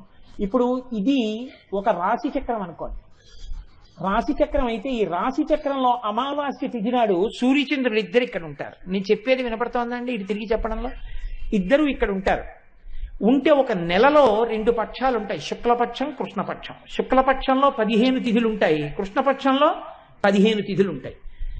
శుక్లపక్షంలో ఈ తిథి ప్రారంభం అవగానే ఒక తిథి వస్తే పాడ్యమి వచ్చిందనుకోండి, చంద్రుడు 13 డిగ్రీలు పెడతాడు, అంటే ఇక్కడికి వస్తాడు. సూర్యుడు 1 డిగ్రీ కదులుతాడు. అంటే ఇప్పుడు సాపేక్ష వేగంలో సూర్యుడి కన్నా చంద్రుడు ఎన్ని డిగ్రీలు ముందుకు వెళ్ళాడు? 12 డిగ్రీలు ముందున్నాడు. అంటే పౌర్ణమి తిథి వచ్చేటప్పటికి సూర్యుడు ఎక్కడ దాకా వచ్చాడో అక్కడికన్నా 180 డిగ్రీలు ముందుకు వచ్చేస్తాడు చంద్రుడు. 15, 12 180 కదండి సాపేక్ష వేగంలో. అంటే అప్పటికి 15, 13 195 డిగ్రీలు తిరుగుతాడు చంద్రుడు. 195 డిగ్రీలు ఈయన వస్తాడు ఇక్కడికి, 15 డిగ్రీలు ఈయన వస్తాడు. అంటే ఈయనకి ఎదురుగుండా ఈయన ఉంటాడు. సూర్యుడికి ఎదురుగుండా సూర్యుడు తూర్పు దిక్కునుంటే చంద్రుడు పశ్చిమ దిక్కునుంటాడు. సూర్యుడు పశ్చిమ దిక్కును అస్తమిస్తుంటే చంద్రుడు తూర్పు దిక్కును ఉదయిస్తాడు. ఎదురుగుండా ఉంటాడు. ఇప్పుడు మళ్ళీ 15 తిథులు నడిస్తే అమావాస్య వస్తుంది. మళ్ళీ అమావాస్య వచ్చిందనుకోండి, మళ్ళీ ఈయన ఈ 15 రోజుల్లో 15, 13, 195 తిరిగి ఈయన్ని కలిసేసుకుంటాడు. ఈయన్ని కలుసుకునే లోపల అమావాస్యకి ముందు చతుర్దశి తిథి నాటికి ఇంకొక 12 డిగ్రీలు దాటితే అమావాస్య కలిసిపోతాడు. అందుకని సూర్యుడు ఇక్కడ ఉన్నాడు అనుకోండి, చంద్రుడు ఇక్కడ ఉంటాడు. 12 డిగ్రీలు మాత్రమే వెనకాలకు ఉంటాడు చంద్రుడు. సూర్యుడు ఇక్కడ ఉంటాడు, చంద్రుడు ఇక్కడ ఉంటాడు. సూర్యుడు చంద్రుడు ఇలా దగ్గరగా ఉన్నప్పుడు ఆకాశాన్నంతటినీ మీరు ఒక మకుటంగా భావిస్తే అసుర సంధ్య వేళలో ఎర్రటి కాంతి వస్తుంటుంది. అది అమ్మవారి ద్వాదశాదిత్యుల పద్మరాగమునుల మీద కాంతిగా భావన చేస్తే, ఇటు చూస్తే సూర్యుడు, ఇటు చూస్తే చంద్రుడు 12 డిగ్రీల తేడాలో మీరు చూస్తే అప్పుడు ఆకాశంలో ఒక ఇంద్రధనస్సుని చూడగలిగితే, కార్తీక మాసంలో కృష్ణపక్షంలో చతుర్దశి తిథి నాడు అలా ఆకాశంలో అసుర సంధ్య వేళలో దర్శనం చేసిన ప్రతి వాడికి అమ్మవారి కిరీట దర్శనం చేసినటువంటి భాగ్యాన్ని ఖాతాలో వేసేస్తారు. అది రహస్యం. దాన్ని మనకి చేయించడం కోసమని శంకరాచార్యులు వారు అదే ప్రయోగాన్ని, ఖగోళ రహస్యాన్ని తీసుకొచ్చి గగనమణిభిహి అంటూ ద్వాదశాదిత్యులతో చంద్రుడితో ఇంద్రధనస్సు ఎలా వస్తుందో మనకి ఒక్క కార్తీక మాసంలో చూడకుండా ఎప్పుడైనా కిరీటం చూడడానికి వీలుగా ధ్యానంలో చూడగలిగిన రహస్యాన్ని మనకి ఆయన ఉపదేశం చేశారు. కాబట్టి ఎంత రహస్యాన్ని దాచారో చూడండి. అయితే విచిత్రం ఏమిటంటే, ఏమండి దీని వలన ప్రయోజనం ఇంతేనా, ఉత్తరక్షణ ప్రయోజనాలు కూడా ఏమైనా ఉంటాయా? ఆర్యా దిశతి అని దుర్వాసో మహర్షి చేశారు. నిన్న రోజున చెప్పానే, మహానుభావుడు అమ్మవారిని ఇలా ఎదురుగుండా చూస్తూ స్తోత్రం చేశారు. ఆ స్తోత్రం చేస్తున్నప్పుడు దుర్వాసో మహర్షి చేత అమ్మవారు ఒక అద్భుతమైన మాట ఒకటి చెప్పించింది. దాన్ని ఆ స్తోత్రంలో అంతర్భాగంగా ఒక శ్లోకం నుంచి ఒక శ్లోకం వరకు పెద్దలు ఏం చేశారంటే దీన్ని కవచము అని నిర్ధారణ చేశారు. ఆ శ్లోకాలు విన్నా, ఆ శ్లోకాలు పలికినా ఉత్తరక్షణ ప్రయోజనం వస్తుంది. దీన్ని సాధారణంగా ఏం చేస్తారంటే ప్రతిరోజు ఇంట్లో యజమాని చదవాలి. ప్రతిరోజు యజమాని చదువుకుంటూ ఉండాలి. యజమాని చదివినా ఎప్పుడైనా తన వారికి ఆపదొస్తోందేమో అని భయం వేసినా స్నానం చేసి ఇది ఒకసారి చదువుకోవాలి. ప్రతిరోజు యజమాని చదువుకోవలసింది కవచం, ఉపదేశం తీసుకొని. అందులో దుర్వాసో మహర్షికి ఎలా కనపడ్డాయో తెలుసా అండి అమ్మవారి యొక్క నామాలు? మనం కురువింద మణిశ్రేణి కనత్కోటి ఇరమండిత అని వశిన్యాది దేవతలు అన్నారు. దుర్వాసుడు అన్నాడు, మహానుభావుడు ఆర్యా దిశతిలో, లలితా పాతు శిరోమే. లలిత అని మీరు అనగానే తలకాయ రక్షింపబడుతుంది. ప్రమాదం ఏదన్నా ముంచుకొచ్చేస్తుంటే తలకాయకి లలిత అంటే తలకాయ రక్షింపబడుతుంది. లలాటమంబాచ మధుమతి రూప. నుదురు ఏదైనా ప్రమాదానికి గురి కావలసి ఉంటే మధుమతి అన్న మాటతో అమ్మవారిని అంబా మధుమతి అంటే లలాటము రక్షింపబడుతుంది. భ్రూయుగ్మంచ భవానీ పుష్పశరాపాతు లోచన ద్వంద్వం. కళ్ళు రెండు రక్షింపబడాలంటే, కళ్ళకి ప్రమాదం జరగకూడదనుకుంటే ప్రతిరోజు ఏమో ఏ రోజున ఏ ప్రమాదం వస్తుందో ఎవరికి తెలుసు. అందుకని పుష్పశరాపాతు లోచన ద్వంద్వం, పుష్పశరా అన్న పేరు ఒక్కసారి పలికితే రెండు కళ్ళు రక్షింపబడతాయి. పాయాన్నాసాం బాలా, ముక్కు రక్షింపబడుతుంది బాలా అన్న మాట అంటే. శుభగా దంతాశ్చ, శుభగా అన్న మాట అంటే దంతములు రక్షింపబడతాయి. సుందరీ జిహ్వాం, నాలుక రక్షింపబడుతుంది, తప్పుడు మాటలు మాట్లాడడం, విశేషంగా జిహ్వ కోసం తినడం తగ్గించుకుంటాడు. సుందరి సుందరి సుందరి అన్న మాట వాడితే. అధరోష్టం ఆదిశక్తి, కింది పెదవిని ఆదిశక్తి ఆవహించి ఉంటుంది. అంటే ఈ పెదవికి పెదవి తగిలినప్పుడే కొన్ని అక్షరాలు వస్తుంటాయి. అలా రక్షించేటట్టుగా అమ్మవారు కింది పెదవిని రక్షించాలంటే ఆదిశక్తి అనాలి. చక్రీషి పాతుమే చిరంచిబుకం, గడ్డం రక్షింపబడాలంటే అమ్మవారిని చక్రేసి అని పిలవాలి. కామేశ్వరీ చకర్ణౌ, కామేశ్వరి అని పిలిస్తే చెవులు రక్షింపబడతాయి. కామాక్షి పాతు గండయోర్యుగళం, ఈ గండభాగం రక్షింపబడాలి అంటే కామాక్షి అని పిలవాలి. శృంగారనాయిక శృంగారనాయిక వ్యాద్వక్త్రం, ముఖమంతా రక్షింపబడాలి అంటే శృంగారనాయిక అని పిలవాలి. నేను ఈ మాట ఎందుకు చెప్తున్నాను, ఎందుకు ఇవాళ దీన్ని ప్రత్యేకంగా చదువుతున్నాను అన్నదానికి మీకు ఒక రహస్యం చెప్తాను. పేర్లు చెప్పడం నాకు ఇష్టం లేదు, కానీ ఒక గొప్ప అధికారి భార్య మెరుపు తీగ ఏరి కోరి ఒక గొప్ప అధికారికి ఇచ్చి వివాహం చేశారు.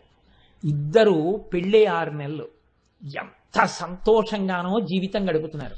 చిన్న వయస్సులో గొప్ప అధికారి ఆయన ఎంత స్థాయికి పెడతారు. ఈమెయో మెరుపు తీగ, అన్యోన్యమైన దాంపత్యం. ఆ తల్లి ఒకనాడు బాత్రూంలోకి వెళ్ళి గీజర్ స్విచ్ ఆన్ చేసుకుని లోపలికి వెళ్ళింది. వేడి నీళ్లు పోసుకుందాం అనుకుని పంపు తిప్పింది, గీజర్ పేలిపోయింది. ఆ మరుగునీళ్ళన్నీ వచ్చి మీద పడిపోయి తలుపు లోపల వేసి ఉంది. ఆవిడ స్పృహ తప్పి పడిపోయింది ఆ వేడి నీళ్ళలో. ఆ తలుపు కొట్టి ఆ చప్పుడికి తలుపు పగల కొట్టి పైకి తీసుకొచ్చారు. మాంసపు ముద్దగా బతికి ఉందావిడ.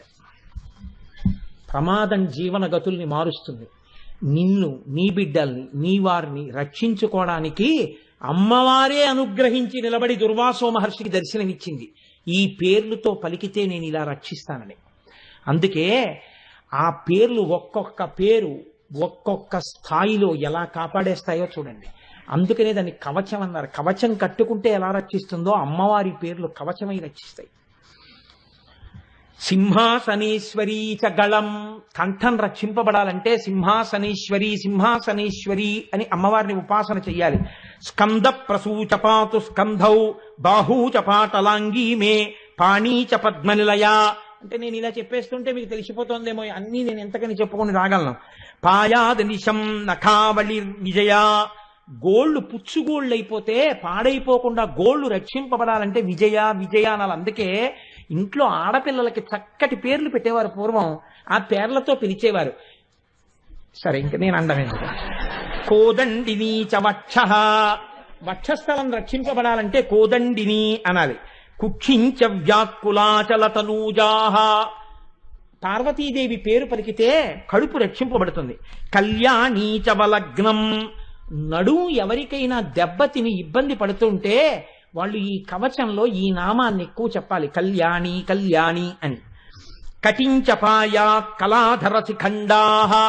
నడుము యొక్క పైభాగం వంగడం లేవడం ఇలాంటి వాటిలో ఇబ్బందులు వస్తే ఈ కవచంలో ఈ మకుట రేఖ, అమ్మవారు కిరీటం పెట్టుకుని ఆ కిరీటం మీద ఉన్న చంద్రరేఖతో ఉన్న కిరీటం ఉందే, ఈ కిరీటం పెట్టుకున్న నామాన్ని ఎక్కువ అనుసంధానం చేస్తే నడుం మీద భాగంలో వచ్చిన నొప్పులు తగ్గిపోతాయి. అమ్మవారు రక్షిస్తుంది ఆ ప్రాంతాన్ని. అందుకని ఆ కిరీట నామం అంతా రక్షిస్తుంది. ఇది వంగి లేవలేకపోతున్నాడు అనుకోండి, పోట్లు అనుకోండి, ఇక ఏ ఉపాసనకి పనికిరాడు. కూర్చోలేడు నిప్పి, నించోలేడు నిప్పి, కూర్చోలేకపోతున్నానండి వచ్చి అంటాడు. ఆ నిప్పుల నుంచి రక్షణ ఆ నామంలోంచి వస్తుంది. ఊరు ద్వయంచపాయాదుమా. ఉమా అంటే తొడలు రక్షింపబడతాయి. మృడానీచ జానునీ రక్షేత్. మోకాళ్ళు మృడానీ అన్న నామంతో రక్షింపబడతాయి. జింఘేచ షోడసీమే. పిక్కలు షోడసీ నామంతో రక్షింపబడతాయి. ప్రాయాత్వాదౌ చపాశ శృణిహస్త. శృణిహస్త అని పిలిస్తే అమ్మవారిని పాదములు రక్షింపబడతాయి. అలాగే ప్రాతపాతు పరమాం దేవి అనుకుంటూ నిద్రలేస్తే ఉదయకాలమునందు ప్రమాదం రాకుండా ఉంటుంది. మధ్యాహ్నే పాతు మణిగృహాధీశ. మణిగృహాధీశ అంటే మధ్యాహ్న కాలమునందు రక్షింపబడతారు. శర్వాణ్యవతు చ సాయం. సాయంకాలం అవగానే శర్వాణి అని ఒకసారి అనుకుంటే సాయంకాలంలో రక్షింపబడతాడు. పాయాద్రాత్రౌ చ భైరవి సాక్షాత్. రాత్రి అవగానే చీకటి పడగానే ఒకసారి భైరవి అనుకుంటే రాత్రి వేళ రక్షింపబడతాడు. భార్యాం రక్షతు గౌరీ. గౌరీదేవిని ఒక్కసారి పూజామందిరంలో యజమాని రోజు ఈ కవచం చదివితే, గౌరీ ఈ శ్లోకాల్ని చదివితే చాలండి, చదువుతుంటే గౌరీ అనడం వల్ల భార్య రక్షింపబడుతుంటుంది. అలాగే పాయాత్ పుత్రాంశ్చ బిందు గృహపీఠ. కొడుకులు కూతుళ్ళు రక్షింపబడతారు. రోజు యజమాని పూజాగృహంలో బిందు గృహపీఠ అనోసారంటే. అలాగే శ్రీ విద్యా చ యశోమే. శ్రీ విద్య అని పిలిస్తే, మా గోపి గారి కూతురు పేరు శ్రీ విద్య. శ్రీ విద్య అని పిలిస్తే మంచి కీర్తివంతుడవుతాడు. అందుకే మా గోపి గారికి అంత కీర్తి అనుకుంటాను, అనురాధ గారికి. శీలం చావ్యాచిరం మహారాజ్ఞి. ఎవరైనా సరిగ్గా నడుబడి లేక పాడవుతున్న వాళ్ళుంటే యజమాని రోజు ఇది చదివితే ఇంట్లో వాళ్ళ ప్రవర్తన చక్కదిద్దబడుతుంది. ఎందుకని మహారాజ్ఞి అన్న పేరు అనుసంధానం చేస్తే సరి అయినటువంటి నడువడి వస్తుంది.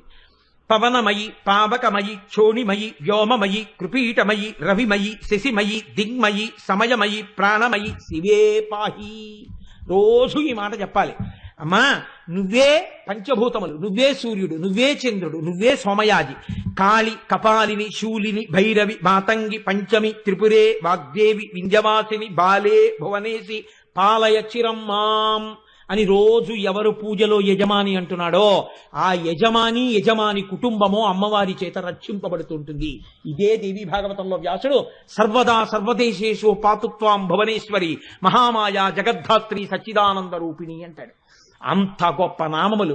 అమ్మవారి కిరీటంతో ఉన్న నామాన్ని తలుచుకుంటే ఆ చంద్రఖండంతో ఉన్న నామాన్ని నడుము యొక్క పైభాగం రక్షింపబడుతోంది.